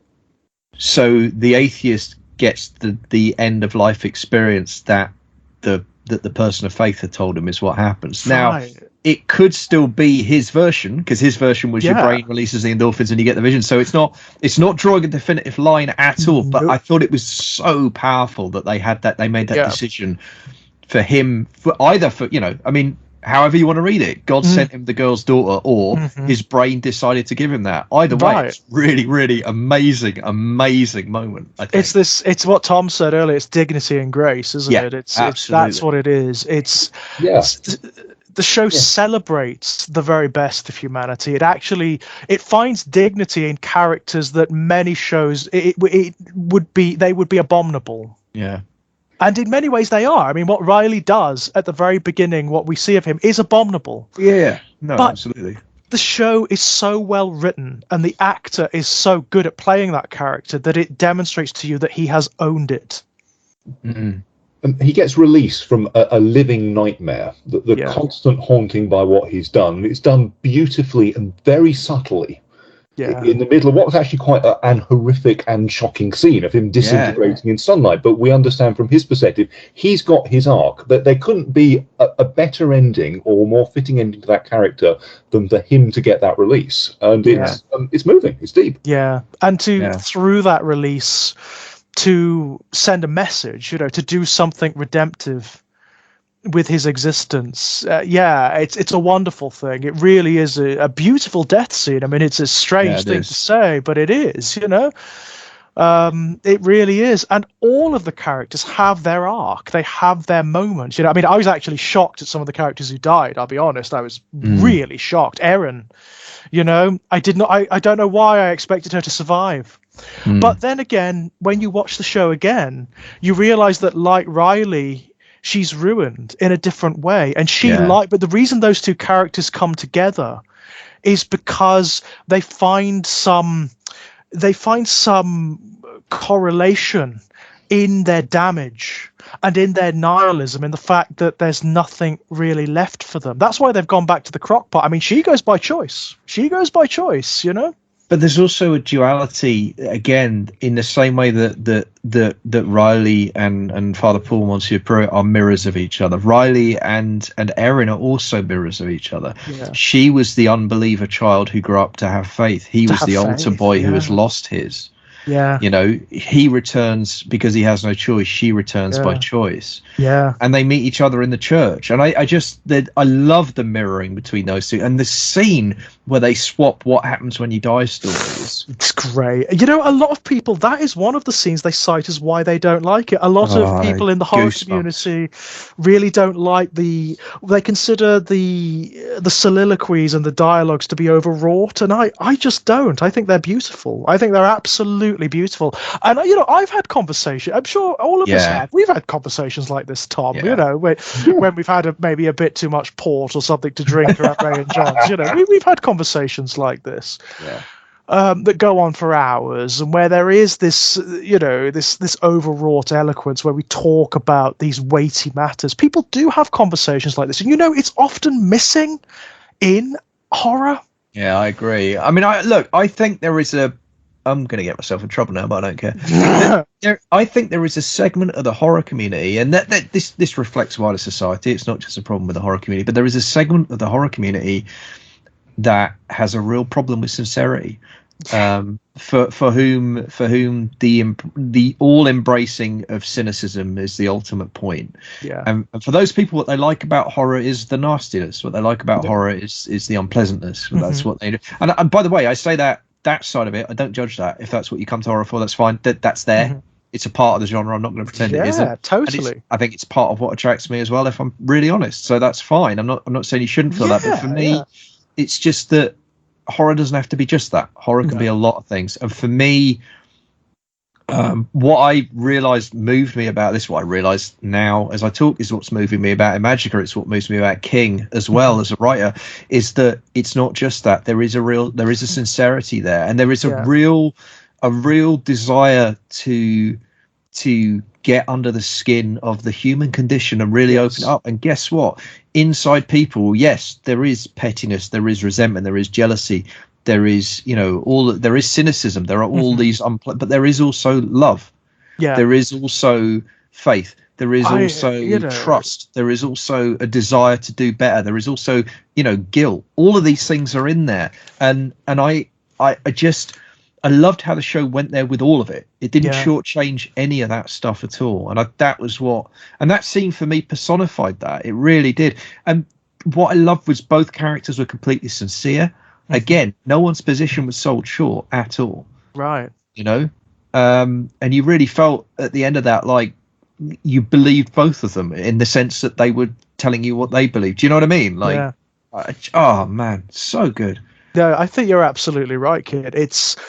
I agree. There is a part of horror which explores the very depths, doesn't it? It explores the nihilism and the morbidity of the human condition. And don't get me wrong, I often love that. There is some wonderful stuff out there that explores that to the very the most misanthropic, nihilistic depths of the human condition, and there is an attraction to that in its extremity, but also in its honesty. In what that is an element of us, isn't it? Yep. That we've all been there. We've all been in those black depths, where there is nothing good about humanity and there's nothing good about us, and everything is filth. We've all been there.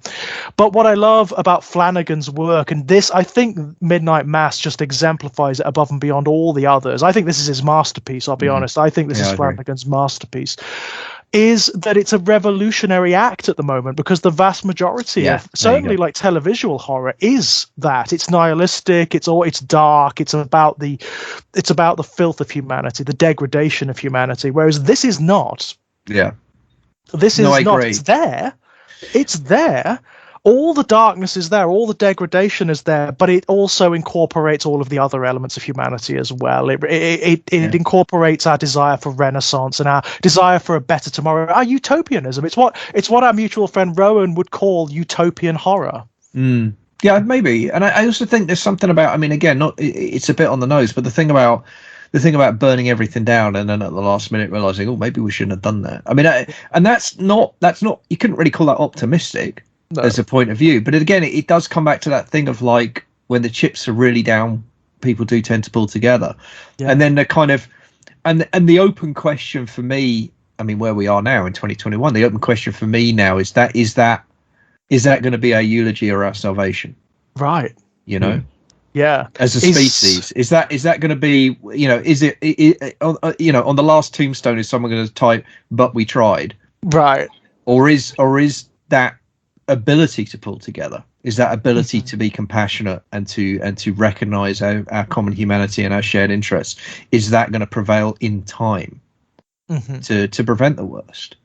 And I don't know, but works like this make me feel that it's possible, despite the fact that it itself does not come to that conclusion, itself. But I wanted to talk about that too, because I think that's for me one of the most important things the work does. And this goes back to, again, apologies George if you heard this one before, but this goes back to Easy Rider.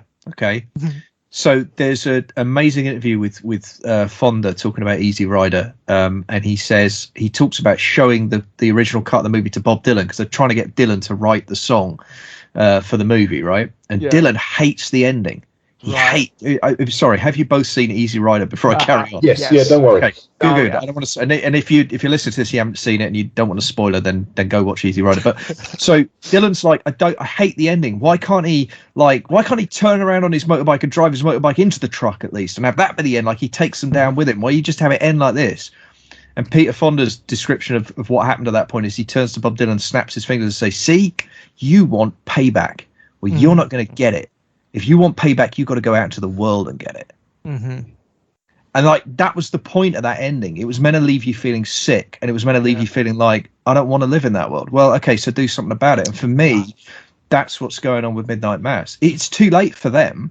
Yeah, it is absolutely too late for them. For us, well, the clock's ticking. Yeah, I think that's implicit in the subject as well. I mean, make better choices.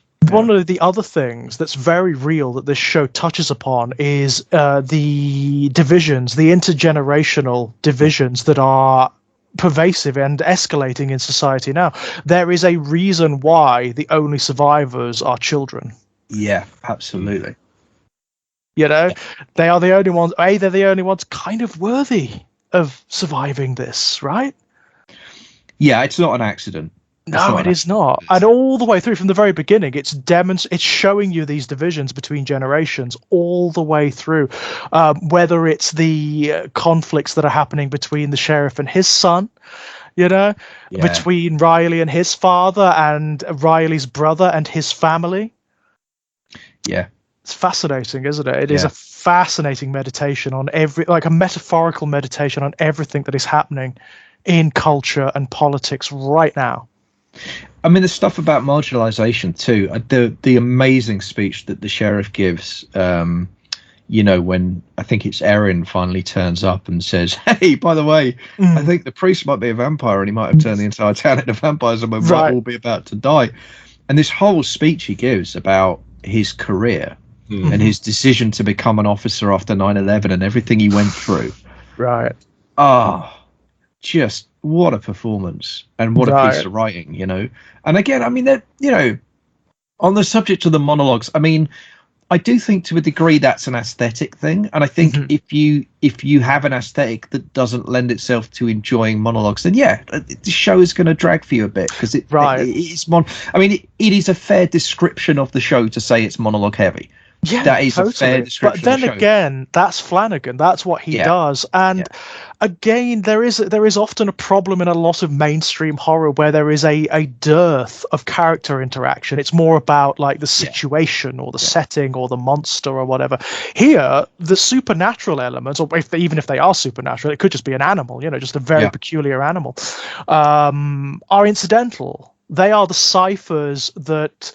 Just like in a Stephen King novel, the supernatural elements or the monstrous or horror elements are kind of incidental. It could have been anything that brought these boiling tensions to the fore. Absolutely. They're there anyway, as is the ultimate disintegration of the crockpot, of Crockett Island and its cultures. It's happening anyway. You can see evidence of it everywhere. If it wasn't the burning, with the more dramatic burning in the sunlight, it would have just been a slow disintegration. Yeah. I mean, the other thing I wonder about, the interesting thing about vampirism as a metaphor, and vampirism is a really fascinating one for me, because, I mean, again, there's elements of it with the ecological argument. There's an argument that there's an active generational vampirism that's been committed over the last 100 years by, I mean, effectively by the industrial North and West, and by the industrial classes and the industry owning classes against everybody else. That's slowly but surely coming home to roost. So you can look at vampirism in that way. It's impossible, I think, to ignore, intellectually, it's impossible to ignore the fact that vampirism also has certain anti-Semitic roots, right? As in conception, it's bound up certainly in its early forms as with certain very very difficult and unpleasant anti-Semitic tropes. So that's in there as well. But I was fascinated by that being the thing, and it's that. I mean, what's underneath it, of course, is it's in this show. I think what it really is a metaphor is the poison of regret when it's too late to do anything about it. That really is it. It just fits so. And I don't think I've seen vampirism done exactly that way before. I mean, I know that some of the thematic stuff that Anne Rice covers has some of that, but I don't think it's done in the same. I don't think it's done as warmly as this is. As humanly as this is. No, Anne Rice tends to go for sort of like a poetic element. It's like there's something very dramatic and almost attractive about the ennui of her vampires. Right. Whereas this is much more viscerally human. It's not about what the vampire experiences. It's about what the human in the vampire experiences. But one of my favourite moments was when the parents. When Riley's parents choose not to feed.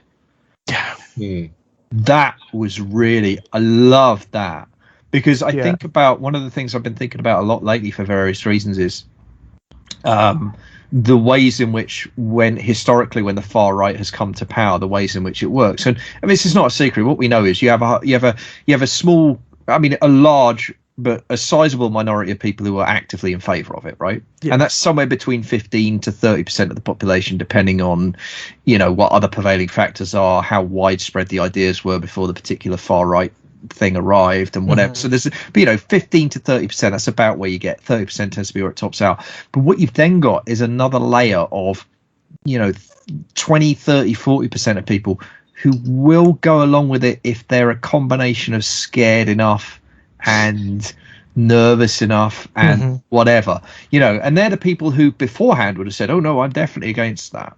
But once it's in charge and running things, and once your options are end up in a camp or do as you're told, you do what you're told, right? And then you have the hardcore, whatever it is, 10-15% who just will not, and it's, for me, that was the thing about the feeding particularly, was that thing of like, once you've crossed that Rubicon, you're in that place now. The idea that it's still a choice. And also, of course, the echoes there with Riley's struggle with addiction. Right. Right. Yeah. Because There's vampirism a lot is, of also an there's addiction metaphor. It always has been. So, right. yeah. There are all these wonderful conflations that happen with like the vampire lore. So you have it conflated with alcoholism, obviously, and drug addiction, Yeah. but also with transubstantiation and like the ritual of communion, Yeah. which is an obvious thing, really, when you think about it. There is a vampiric element to it, the blood of Christ, right? I mean, that was a famous criticism, I believe, of early Christians amongst some of the other religious groups at the time, right? I mean, I think people kind of said that when Christianity was first, sort of establishing itself. I think that was one of the common objections that people made. That's entirely true. And actually, I found in my pastoral experience of a parish priest, we have heard of people outside of the Christian community who actually believe that Christians gather together and they literally drink blood. From educated professionals who actually believe that's at the heart of the Christian belief. Yeah. Wow. There you go. Mind you, that said, having listened to some of Dawkins's misapprehensions about Christianity and whatnot, that actually doesn't surprise me. Especially these days, it's like, oh my God, the bad takes are pervasive. Oh, absolutely. I mean, and it also repeats the anti-Semitic trope about what Jews do to Christian babies. It's quite alarming how pervasive some of our negative caricatures can be. And so ingrained, so fundamentally ingrained to the point where a lot of us don't even realize when we're using them or when we're sort of engaging in them.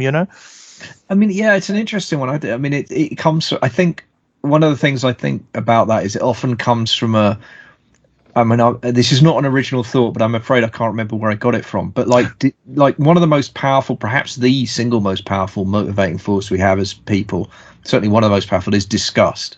Mm-hmm. Disgust is an incredibly powerful motivating factor. And part of the reason it's motivating is because it bypasses your rational brain entirely. Yeah, it goes straight to your lizard brain, and for good reason in terms of evolution, right? Because our brains have taught us to feel disgust at certain things, and the reason you feel disgust is because if you eat it, you're going to die. So it's there for a reason. Like, it's powerful, but of course, because of the size of our brains now, and the way our brain wiring doesn't always work, in useful ways, that disgust reflex can get wired up to all kinds of stuff it has no business being wired up to. And when that kicks in, people will create all kinds of quite absurd post facto rationalizations for that disgust, rather than just admit they've got a problem. You know what I mean? They'll make up any old stuff, and it's quite astonishing how. I mean, again, I'm thinking particularly in terms of far right, obviously, in far right thought, because that's occupying far too much of my mind lately. But there is that you really cannot underestimate how much the disgust element is what is behind so much of what we see as prejudice. And I want to be clear about what I'm saying here. I don't mean that it's not their fault. It absolutely is, because it is at some level also a choice. And also I can, without going into detail, I can speak from personal experience where I've had what I would describe certainly as a child as instinctive reactions against people for various reasons. And I kind of got over it. Do you know what I mean? Like, I kind of interrogated it and went, no, that's not correct reaction to have. And actually, these people are human beings like you, and you're not going to do that anymore. And I got over it, and I was fine. And it's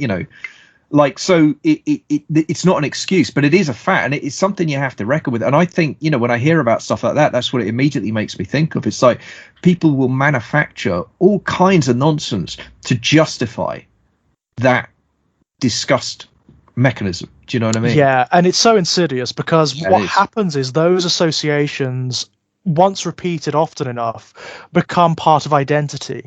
They become subsumed into who you are, and once they're part of identity, you're almost done. You're almost lost. Entire structures are made out of this. I mean, look at the incredibly powerful and influential ex-gay movement which was massively powerful during the early to mid 2000s. Really huge, like a multi-billion-dollar industry. It was absolutely huge, made up entirely of people who had been ideologically conditioned to be at odds with themselves, completely at odds with themselves.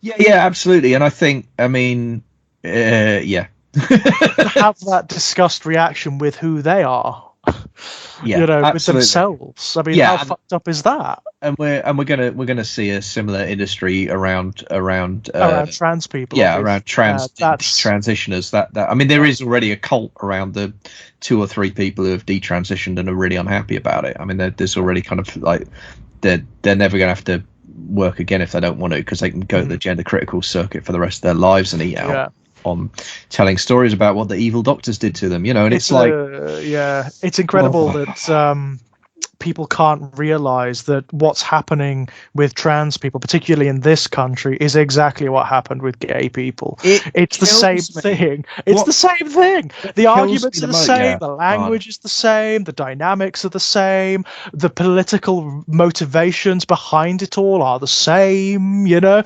it's incredible. But what really gets me are the amount of gay people who are in on it, and they can go fuck themselves. Because I'm telling you, whenever I see them, you know what I see? You know that character from Django Unchained, Samuel L. Jackson's character? That's what I fucking see.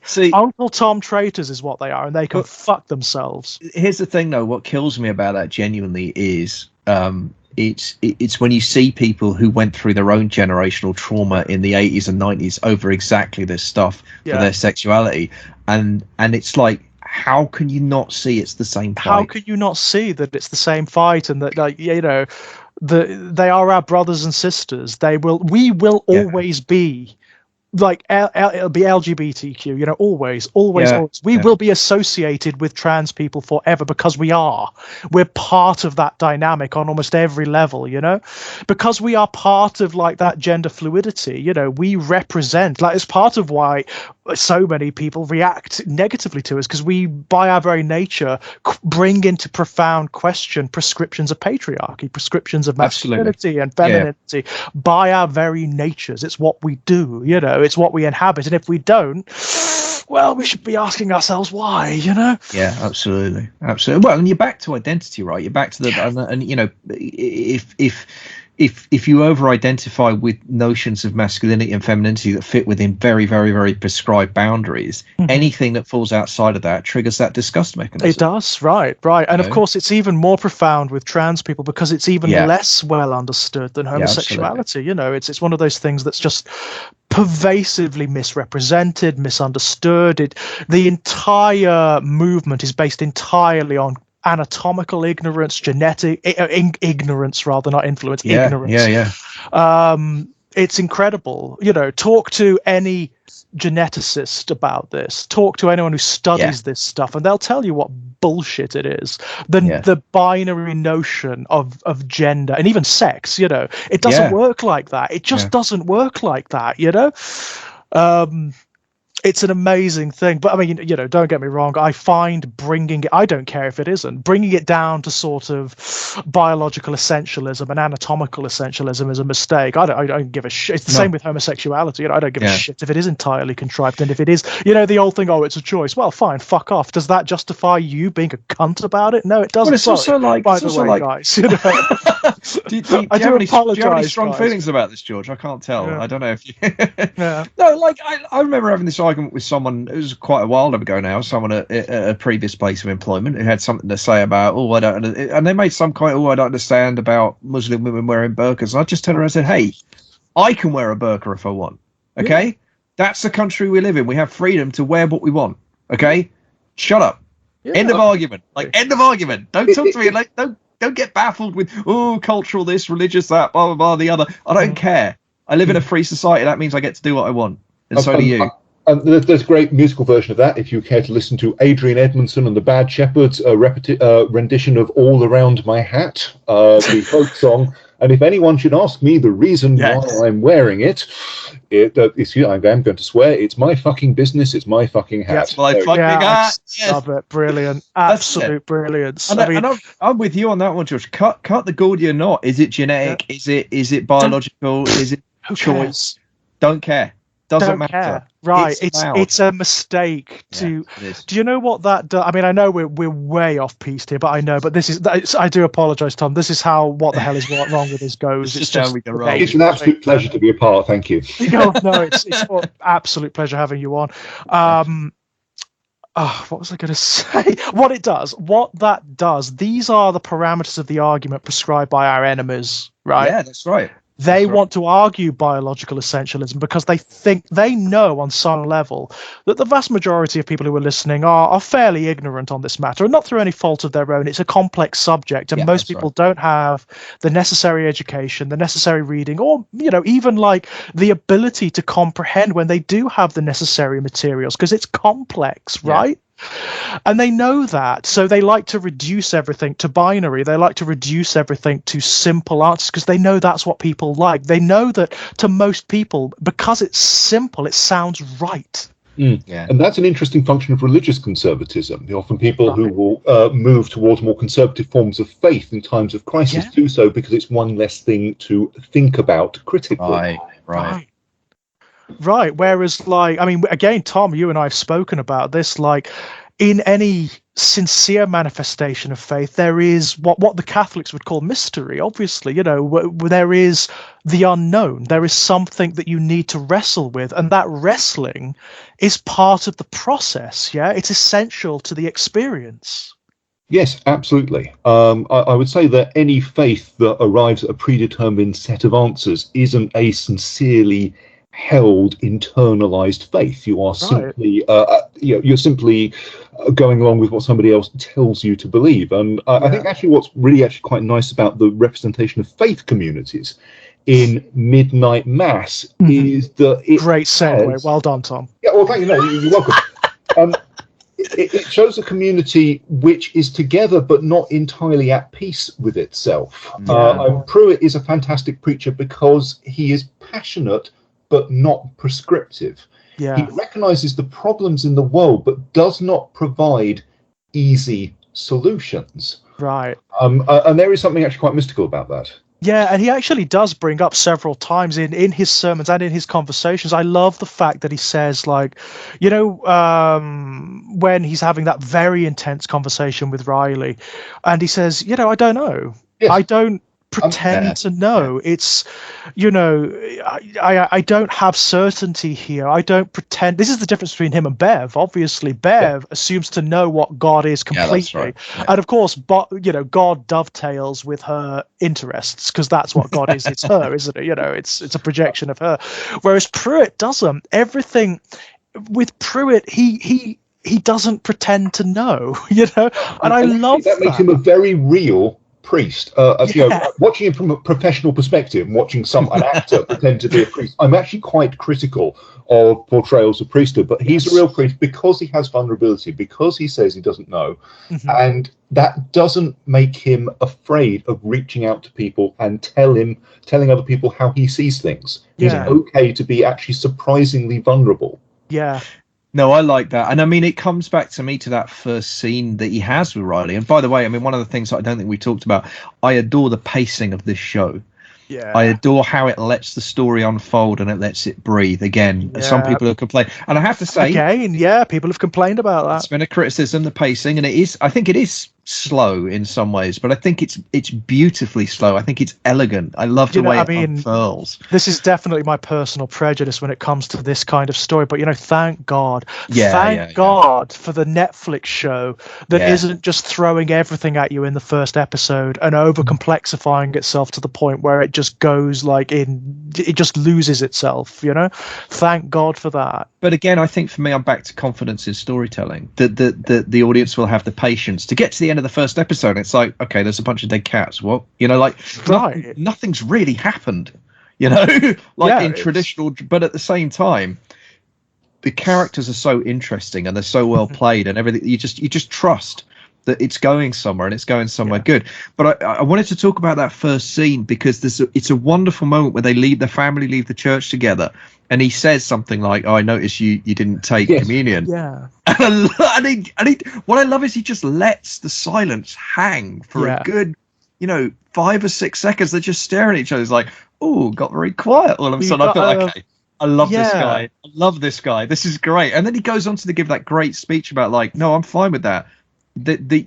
Jesus hung out with people who weren't sure. Right. He tended, absolutely. People. No, it's specific. It was people who aren't in a state of grace. Yeah. Right. Yeah. And he's like, I can work with that. And I thought, okay, I'm really. That was the moment where I invested in the show. To be honest, I did that character. I mean, like, I loved Pruitt. I loved him. I was so. I liked him so much, even when he was losing himself, even when he was losing his way. Yeah. But I also, for me, to be honest, the biggest surprise was that I loved Riley because, as I say, Riley was a figure of hate for me on paper. On paper, yeah. No, completely. And I own up to that. Like, I really, I genuinely, that wasn't a bit. I nearly didn't watch the show because I read about him, and I just thought, I don't want to watch that guy for one episode, let alone 8, especially not if he's meant to be someone I'm supposed to care about. Because I hate him. And I can't say enough about how impressive it was that the show turned me around on that. Yeah, the fact that it does. I mean, we talked earlier about how the show has incredible sympathy for its characters. It really does. I mean, it loves its characters so much, and it wants you to love them too. But it also doesn't let them get away with anything. No, like not a damn thing. Every sin comes back to bite them. I mean, I can't remember his name off the top of my head, but the alcoholic guy. I mean, wow! Again, a character who could have so easily been an archetype or a stereotype, who could have been like a figure of hate unambiguously, and is so powerfully sympathetic. Just amazingly performed. Sturge, was that the guy's name? Is it Sturge? Hang on, let me, because it's going to bug me. I'm just going to very quickly have a look at the little cast list that I've got here on my little Wikipedia page. The thing for me that made him sympathetic as a character was the fact that he was so obviously completely defined by his guilt.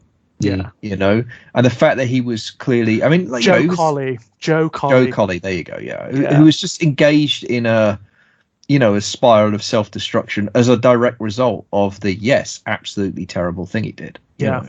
And I thought that was interesting as well. Like that, I found, and that's interesting as well. I found him instinctively sympathetic in a way that I didn't find Riley instinctively sympathetic. Right. Riley really had to work for it with me, whereas that guy was like, he fucked up in one of the worst ways you can, and he's trying to kill himself because that's how bad he feels about it. I suppose the big difference between the two of them is that Riley, when he committed his act, he really did come from a position of privilege, didn't he? Did.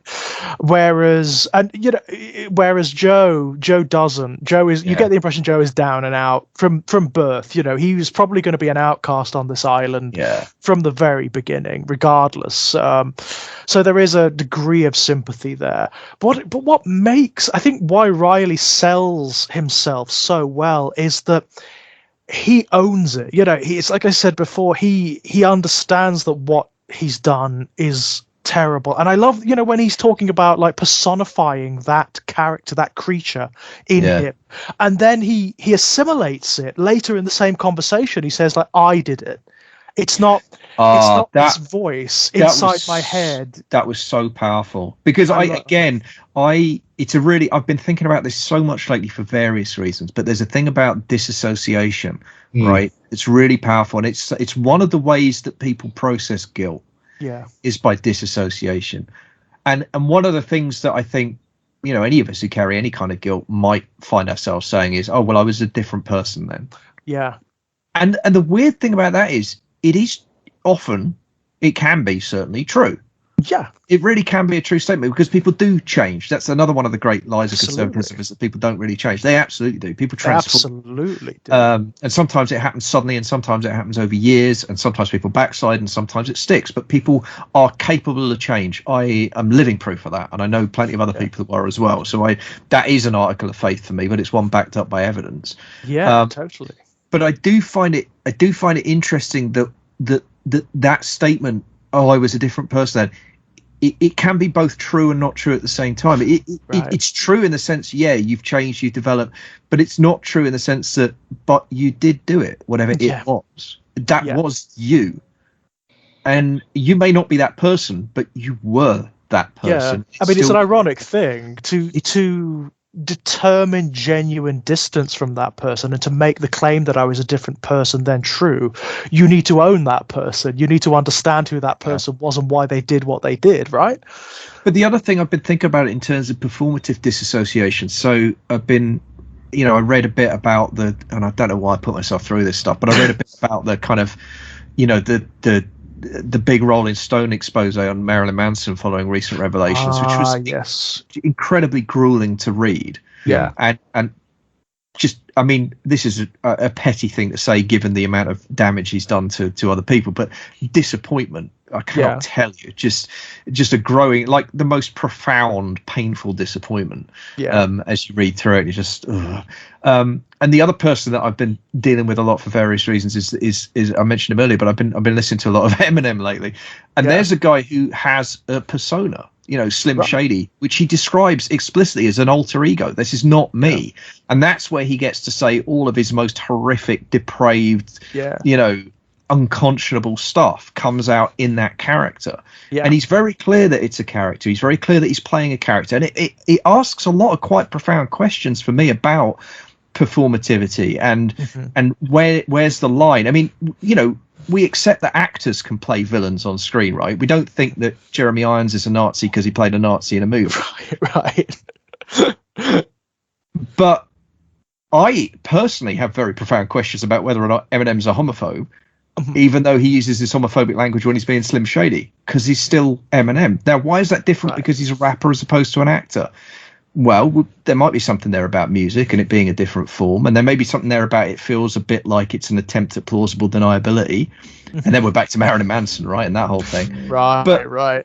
But like, it's interesting to me, and it's interesting to me that thing about, and I've been thinking about it a lot because I've been thinking about horror, and I've been thinking about the current state of debate in horror about what our responsibilities are as artists, right, and our responsibilities to our audiences. And I think, I think I'm on board with trigger warnings. I think that's a really helpful way of doing it. But I think for me, the quid pro quo of the trigger warning thing is, as long as you do that, as long as you take that responsible step, actually nothing can be off bounds at that point. No, I agree. As long as you're going to flag that something could be traumatic for someone, so they have the opportunity to not engage. As long as you are providing the space for people to give informed consent.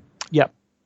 Then I still think you have to be in the space where anything goes. And I think there's a bit of a nervousness about that at the moment for understandable reasons. Yeah, I totally get it. I think it's didn't you describe it as an overcorrection at one point? Yeah, you described it as an overcorrection?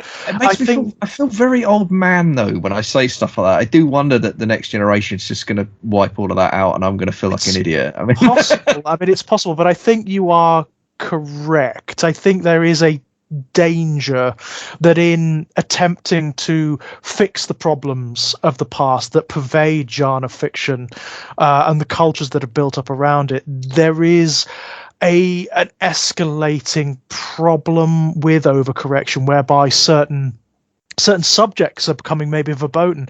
And the sad thing, like, for example, if you're going to write about racism, for example, if you are going to explore racism with any sincerity, you need to have the freedom to write racist characters as they occur.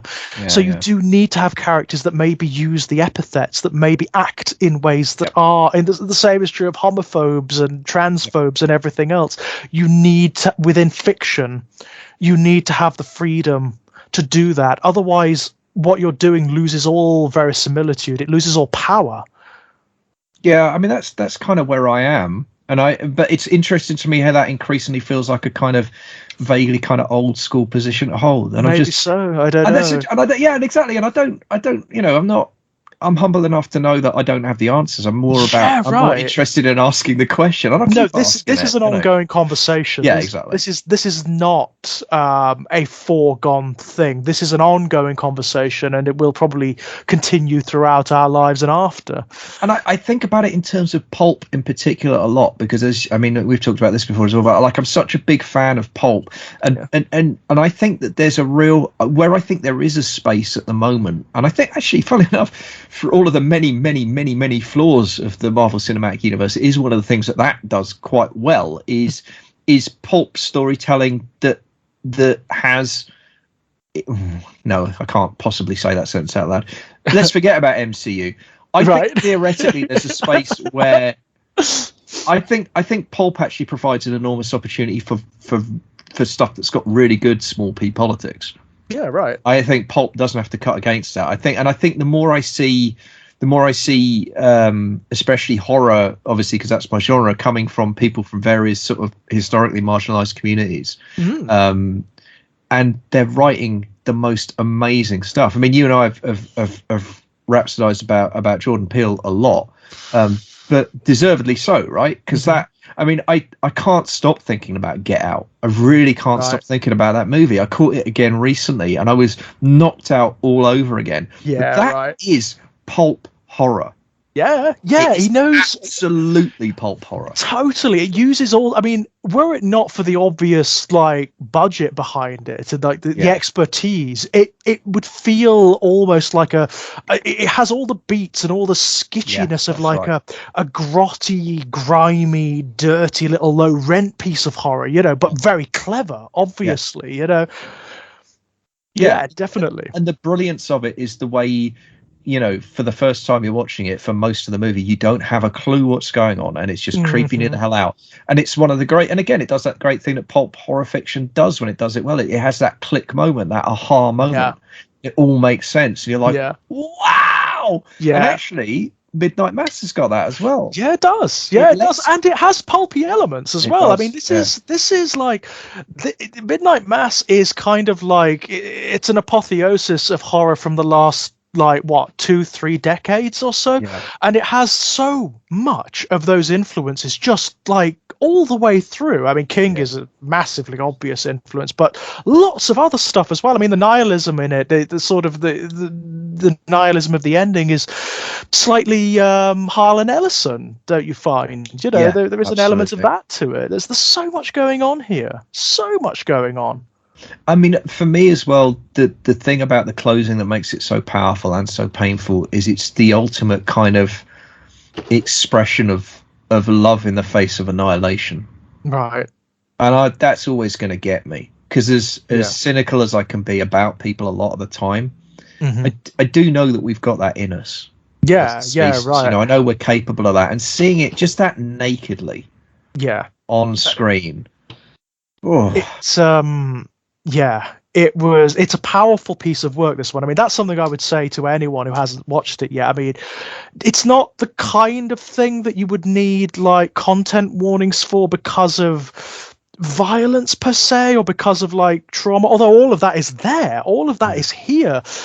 It's the emotion of it. That's where the power is. That's where the relationships between characters and the tensions between characters. That's what Flanagan does. That's what he understands, and he uses like the subject matter of horror to throw that into harsh emphasis. Yeah. It's clever stuff. I mean, it's such clever stuff. I mean, it's why I had to get you to watch it, Tom. I knew that you would respond to it in a very particular way. So the minute I finished, I was on that Facebook Messenger. You had to watch it. Oh no! Again. Tom, are you there, sir? Oh no, I think we may have lost him completely this time, actually. Oh no. Let's have a look. I think. Ah, yes, he's having tech problems. Apologies, listeners, but there's a few technical issues. We've lost our resident vicar, I'm afraid. But yeah, he'll be back. He'll turn up again. But yeah, I actually also sent it to my friends Ray and John, who are sort of Tom and I's mutual friends who we met through, and they loved it too. And the interesting thing is, Ray comes at this from another perspective, because he's a gay guy who grew up in a very, very, very Catholic household in Northern Ireland. Right. Okay. So we haven't spoken about it in depth, but he found great resonance in this, like great resonance. And in fact, he found it quite traumatic in a very positive and powerful way, but he found it quite traumatic. Yeah, I can imagine Tom, that. we've got him back. Tom, are you I there, am. sir? Hello. Hey! Oh, yes, it happens, I'm afraid. It does in these recordings. There's always some gremlin somewhere in the background. I'm afraid I missed you for the last 3 minutes. I got to Jordan Peele and came back with Ray. So Oh, no. But yeah, I was just saying that I knew the minute that I'd finished this that I had to get you to watch it, Tom, in some way, shape, or form.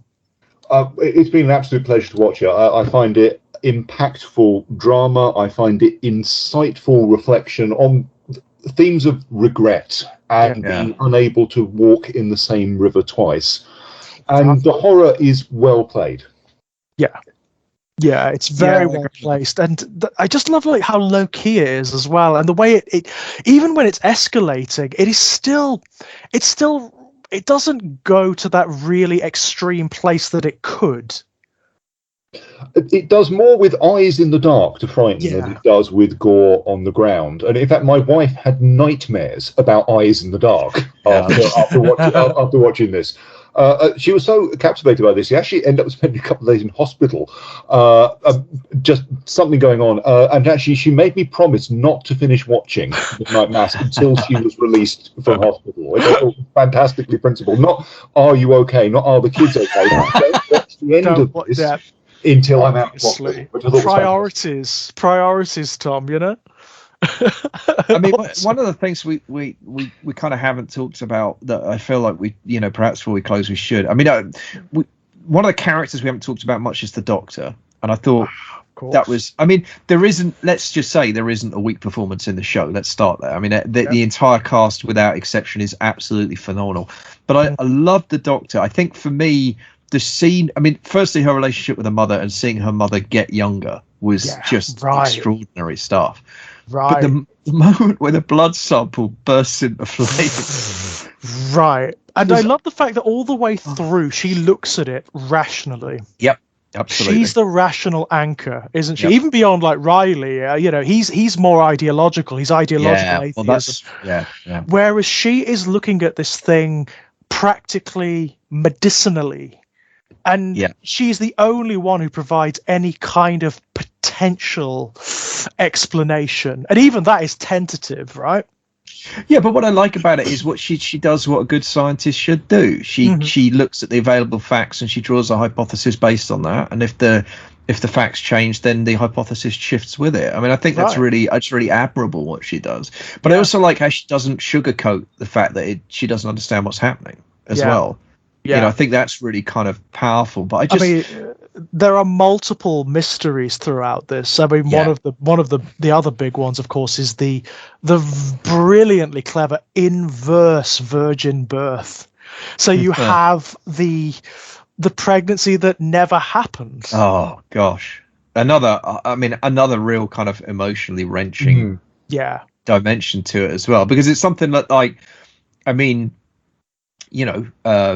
miscarriages happen, stillbirths happen. It's not either of those things, but of course, it's allegorically it kind of is. It's a stand-in for that. Emotionally, that's exactly what it is. Well, exactly. It still has the same impact, doesn't it? I mean, for her, it's even worse. For Erin, it's even worse because, as she confesses to Riley, that child, the idea of the child, was what made her break from her abusive relationship. Yeah.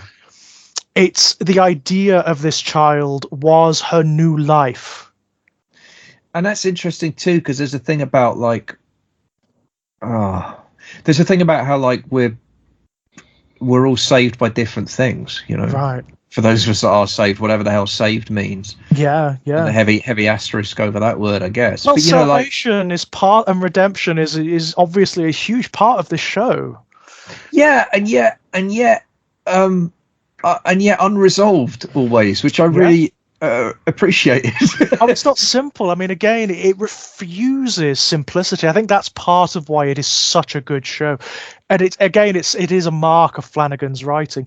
It refuses the pat answer. It refuses simplicity. So there are not good characters. There are not saved characters. There are not redeemed and unredeemed characters. There are characters that kind of slip slide about up and in between, you know. I tell you what all of that saying that's just made me realize what I found powerful about that particular aspect was it suggested to me, and I'm not sure I've come across this concept before consciously, it suggested to me that redemption, whatever the hell that means, is a process, not a destination. Oh, yeah, that's very theological. There's a Orthodox priest who was once an evangelical came up to an Orthodox priest on a train platform once and asked him, "Are you saved?" And the Orthodox priest thought about it for a second and they said, "I'm in the process of being saved." There you go. Yeah. Right.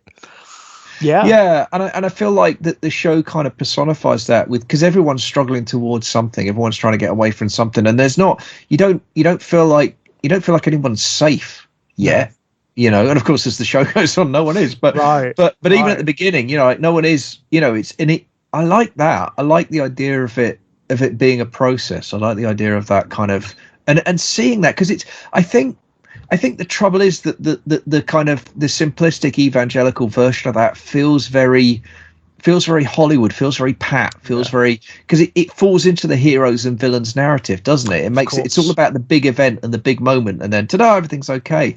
And the idea instead that it's like no, this is a messy human process that is kind of not just unfinished but unfinishable. It's a thing that you're working towards the whole time. And I'm thinking about.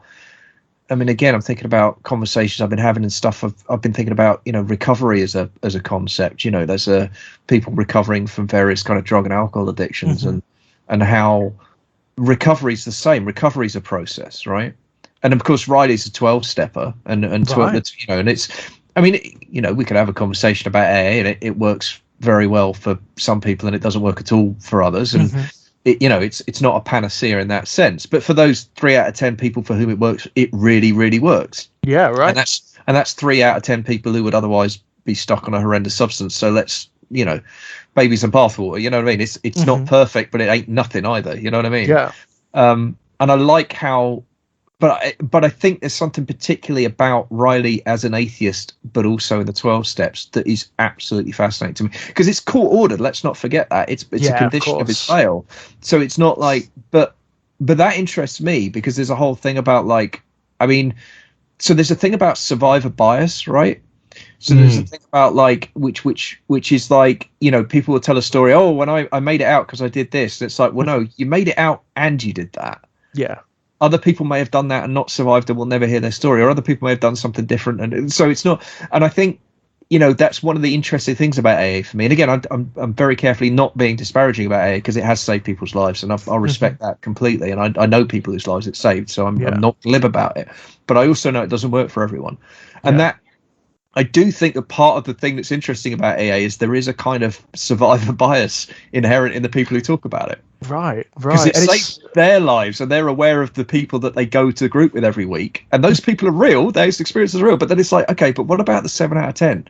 What's that? Yeah, where it doesn't work. And crucially for me, are there other roads?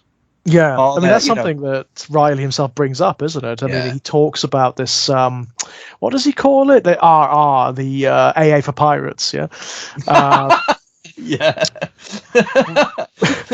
Which is the version where rather than placing yourself at the mercy of a higher power, surrendering to the notion of a higher power, whatever that is, you personify and sort of project the voice in your head that wants to drink or that wants to take the drugs, and you conquer it in that way. It's a fascinating mechanism. Yeah, and we're back to guilt, right? We're back to control and guilt and all that stuff about who are you really? Are you yourself at your worst? Yeah, I mean, this is something that pervades the show, isn't it? Like, and again, it's very Flanagan. This internality, where characters are very aware of themselves as abstract entities. They understand like that they have an internal life, and it's often very florid and very complex, but it doesn't come across as unrealistic or as exaggerated. It's very real. And the simplicity of how certainly the first couple of episodes, it ends with Riley putting his head on the pillow and seeing the girl. Yeah, that image just comes back again and again with that, again, as you mentioned, the strobe lighting, the emergency vehicle lighting. It's such a chilling image. It's a striking image, isn't it? It Yeah. really is. And it's especially in this show, because most of it is quiet, especially at that point. Most of it is very quiet, very realist. There are no ghosts or specters or anything like that. So this image has very particular significance. Yeah. And I love the fact that it's so familiar to him as well, that it's part of his life. Yeah, absolutely. That ghost is something that he carries around with him. And I realise that's part of what makes him a sympathetic character. Yeah. Is that you know that he's not living a guilt-free life or anything like it. In fact, he's possessed by it. It's the last thing he sees every night. Yeah, and it's also it's the fact that it's not something that he wants to exorcise. It is part of who he is. It's something actually he wants to retain, because there is a fairly understandable masochism to the character. He is trying to flagellate himself, right, for what he's done. It's part of why, alongside his atheism, it's a very complex reason why he doesn't go to mass and why he doesn't partake, because he doesn't feel worthy of it. Not feeling worthy of forgiveness is really powerful, because that's another thing that you see in all kinds of places, all kinds of ways. And you see it with, you'll see it with people who have been victimized in various ways. You'll see it especially, of course, with people who have been victimized who have gone on to become victimizers in whatever capacity. And that, there's a million different ways that story can play out, obviously. Right. In this show, you get Erin, of course, who represents that. She doesn't feel as though she's worthy either. In a very different way, for a very different reason. It's imbued in her from her alcoholic, abusive mother, of course. Yeah, and it's interesting there how you've got the duality, in the sense that on the surface, at least, Riley's got very stable, parents and what have you, and she's got that. But then, of course, as you dig under the surface, you realise that there were always tensions there. Yeah. It's the hurt as well, the very human hurt of it all. I mean, of course, in Riley's case, you get the parent acknowledging the fault. Yeah. Finding it very difficult, but doing it. But I mean, Erin's kind of an amazing character. Yeah. I think I like Erin a lot. She's so I do as well. And I think, I mean, she kind of saves the day too, right? Yeah, she does. Yeah, her last act. Her ultimate sacrifice is actually clipping the angel's wings. Oh, that scene too. Yeah, I was shocked by that. There were a couple of deaths that shocked me, but that one really shocked me, because I thought if there's ever a character that was written to survive in a horror narrative, it's her. Well, we're programmed at this point for the final girl, aren't we? I mean, thanks to Wes, everything from Nightmare on Elm Street on has trained us to believe in that. In fact, Halloween, it goes before Wes Craven's John Carpenter. I mean, with Riley, given what we open on, you can sort of chart that maybe he would be sacrificed, because he's it's a redemptive element of his character, isn't it? But Erin is an abuse victim. Yeah, she's a victim. Yeah, that's right. And I mean, also, like, I don't know, it can't just. I don't know if it was just me, but the way the vampire is feeding her on the end it's very sexual. I mean, that scene is very kind of, it's spread across the top of her, and it's very kind of, I mean, it's really uncomfortable to watch. It's really an unpleasant image. And the fact that in that moment, as she knows she's dying, she has the wherewithal and the courage and the strength to do what needs to be done, and to clip. I mean, the power of that. Yeah, it's brilliant. It's absolutely brilliant. And it's an interesting thing with the vampire as well. The fact that ultimately, despite everything that's applied to it, it's ultimately kind of bestial, isn't it? When it's feeding, there's nothing else. It doesn't care. I mean, actually, I even got a laugh out of it. When the kids find it in the house and it's feeding. Yes. And they throw stuff at it, and it basically goes, "Oh, piss off! I'm eating." Yeah. I actually, it's in a very gallows way, kind of funny. Well, that's also the addiction metaphor, right? I mean, that's the kind of that when the addicts get in their fix, nothing can reach them, kind of thing. Nothing else matters. And the literal, certainly when it comes to any kind of opium addiction, is literal kind of physical, mental stupefaction. You are kind of, you're in a semi-comatose state. You're not really connected to the world. And similar things. People throw stuff at you and you'll barely notice. So there's that kind of, and as you say, very bestial. But I just love, I mean, the image of it trying to fly at the end and chasing the sunrise. It's kind of brilliant. I love that. I love The that. note it ends on as well. That last line when she says, "I can't feel my legs." Yeah. Well, and the audacity of that being being a positive thing. Right. Wow. I mean, like, that was what hit me. I was like, she's happy about the fact that she can't walk. I was like, oh, this show is so clever. Like, I'm just gobsmacked by that as a piece of writing. It is pretty amazing, isn't it? Yeah. I mean, I don't ever want to see like another series of this. No, I don't want Midnight Mass 2. I don't want to see it continued. I don't want to see another one.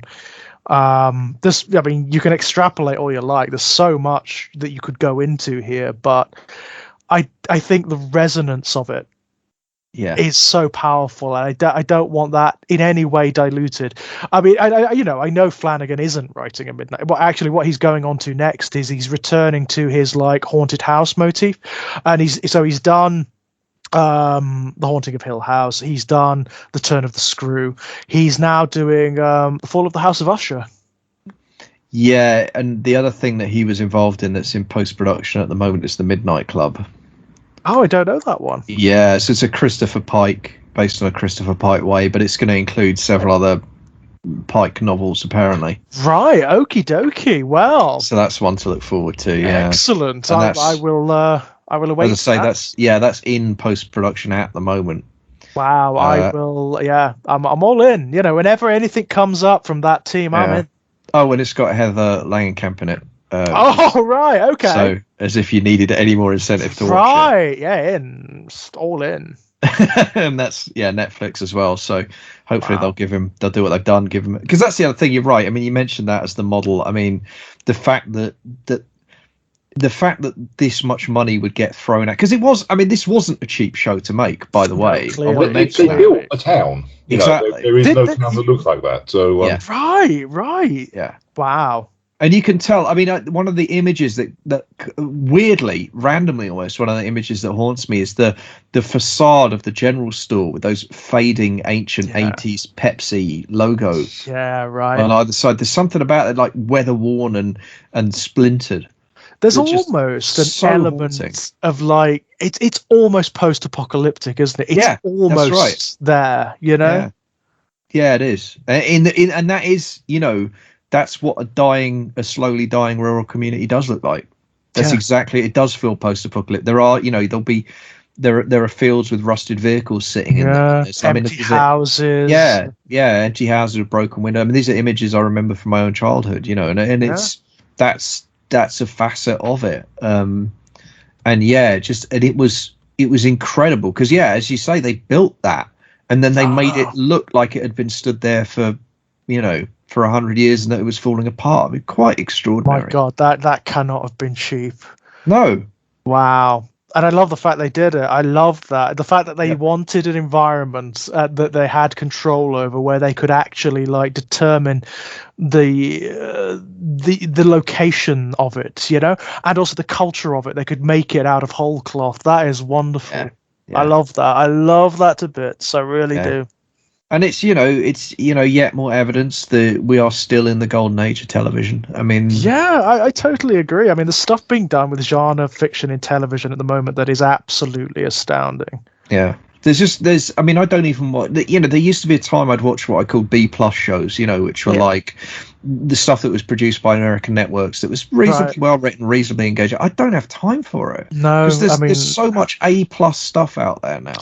Yeah, it's a real problem I have with Doctor Who at the moment. It really is. I find myself just wishing it were better. I want it to be good. I really, really want it to succeed. I want it to stand up. I really want it to stand up. But I'm profoundly grateful that I am able to watch that with my 11-year-old daughter. Yeah. Because she's loving it. And she getting? Oh, that's great. And it's great. That's it for me. I don't have to.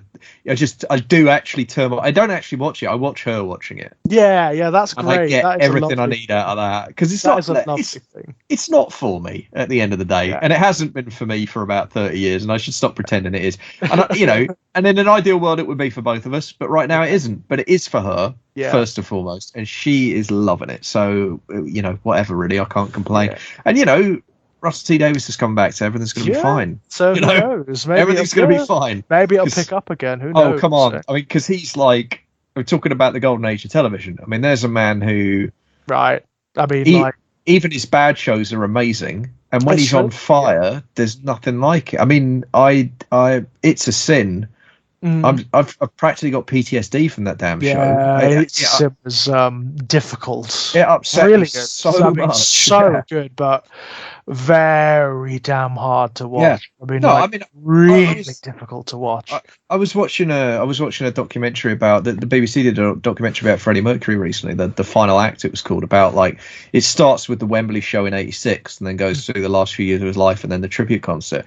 And I've had to watch it in 10-15 minute chunks, because I get a certain way through and I start thinking about It's a Sin, and I'm like, I've got to stop watching this now or I'm going to be a blubbering mess all afternoon. I mean, it's just what an amazing piece of television that was. I mean, even before that, I mean, he's done so much, not just for representation in television but in culture. Absolutely. I still assert Queer as Folk was a turning point, a cultural turning point in this culture, in politics for LGBTQ people. It was because it kind of it just goes for it. It nails it to the wall. It just shows you what gay people do, and that's okay, fine. Yep. I was so impressive. Oh, absolutely. Well, my loves, I think unless guys, any closing thoughts on Midnight Mass? For me, I thought it was well observed, profound and reflective, as well as scary and disconcerting, and absolutely fantastic. So a pleasure to be recommended to watch and a pleasure to talk with you. So thank you very much. It's our pleasure. Absolutely. We've been talking about getting you on this show for a while, Tom. We've wanted to get you on, man. Kit? No, I don't think I've got a lot to add. I mean, I think for me, one of the things is to maybe realize there's so much going on, and I'll probably want to rewatch it again so I can really. But I think for me, if I wanted to sum it up, I'd say it's just one of those incredibly rare pieces of cinematic art, televisual art, where it basically, I think it achieves absolutely everything it tries to do. Yeah, it's rare, isn't it? I mean, it is a phenomenally rare thing. But it is. I actually find myself incredulous, especially rewatching it as I've just done. I'm like, I always feel like it can't have been that good. No, do you know what I mean? It can't have been that good.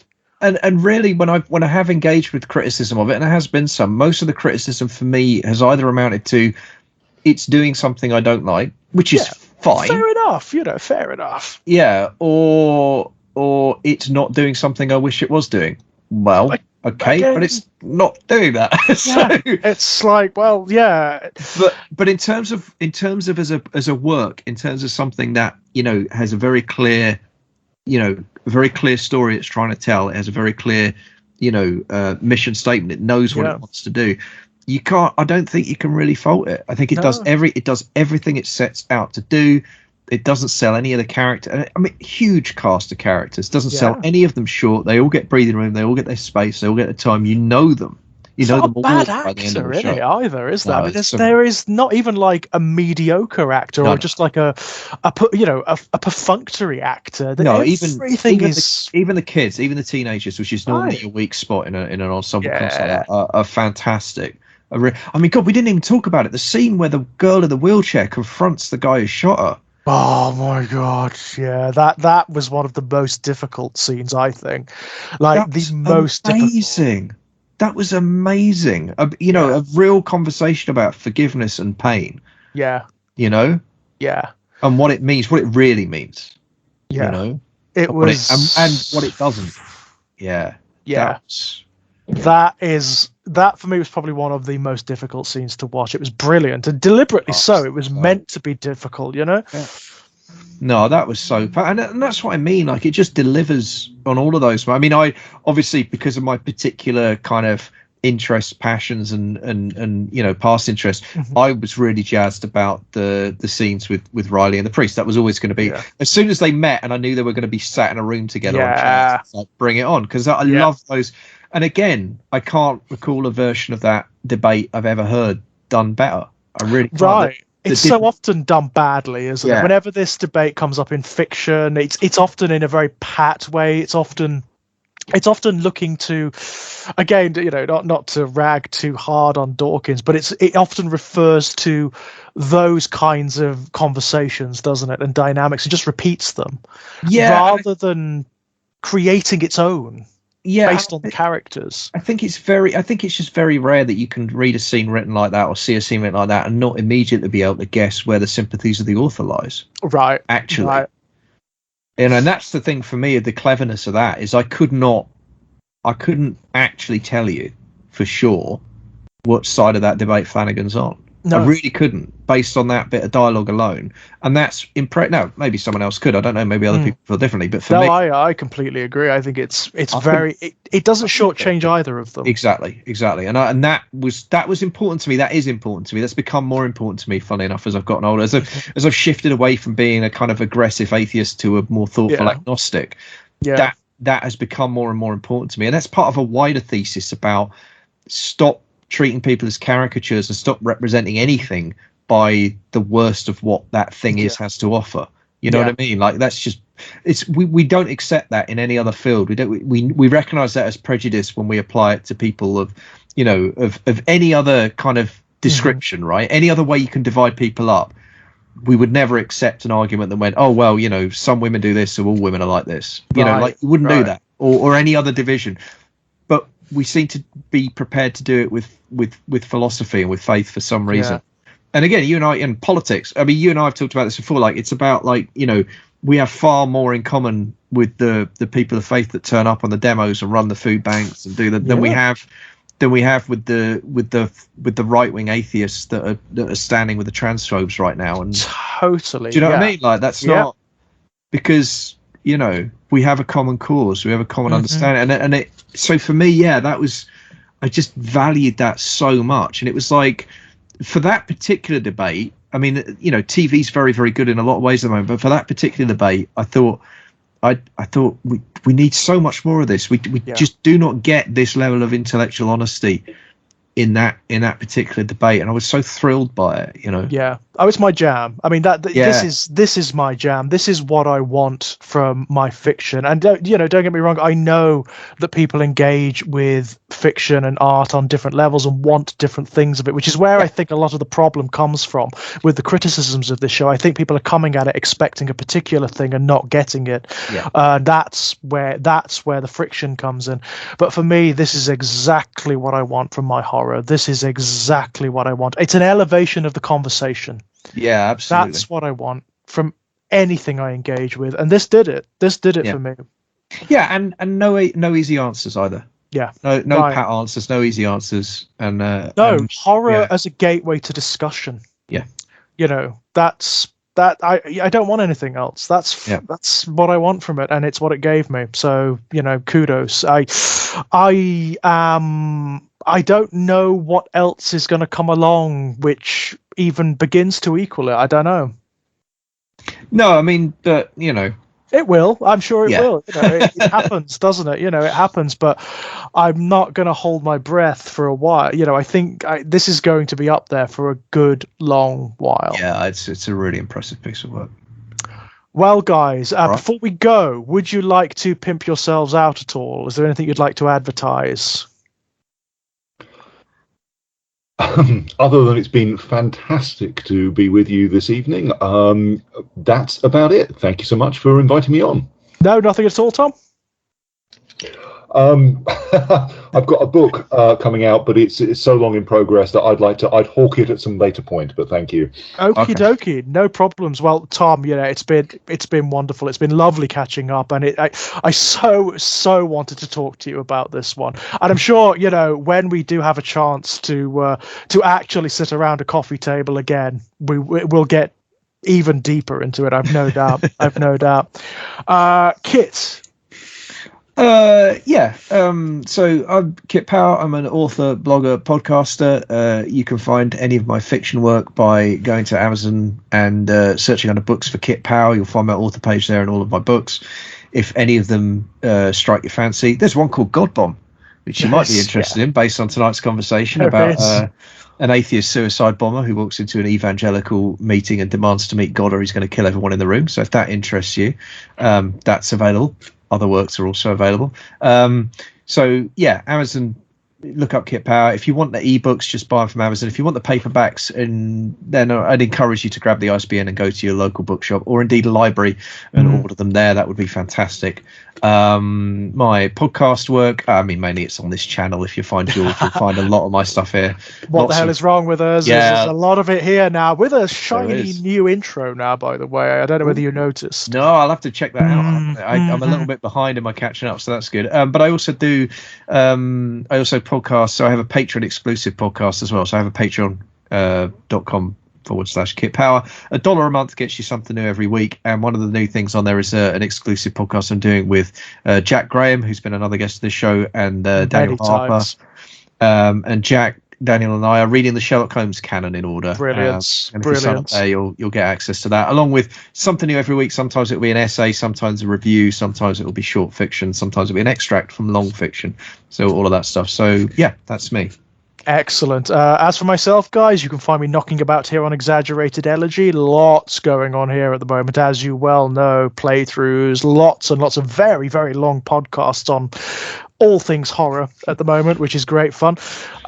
You can find links to all of my published work over at strangeplaygrounds.com. Most recently, Born in Blood Volume 2, published by Perpetual Motion Machine Publications.com. You can find that over at Amazon as well, or directly from Perpetual Motion Machine Publications. Doing my 13 for Halloween series at the moment. That's ongoing over at Ginger Nuts of Horror. And if you'd like to come and chat to me, you can find me over on Twitter on Enigmatic Elegy. And with that, guys, Tom, thank you so. It's been lovely. It's been absolutely lovely talking to you about this and getting to catch up.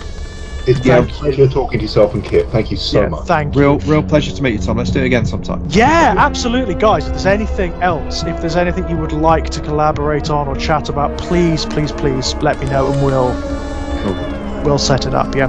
And thank you, guys. Thank you so much for listening to us. Bye-bye. Good night. Bye.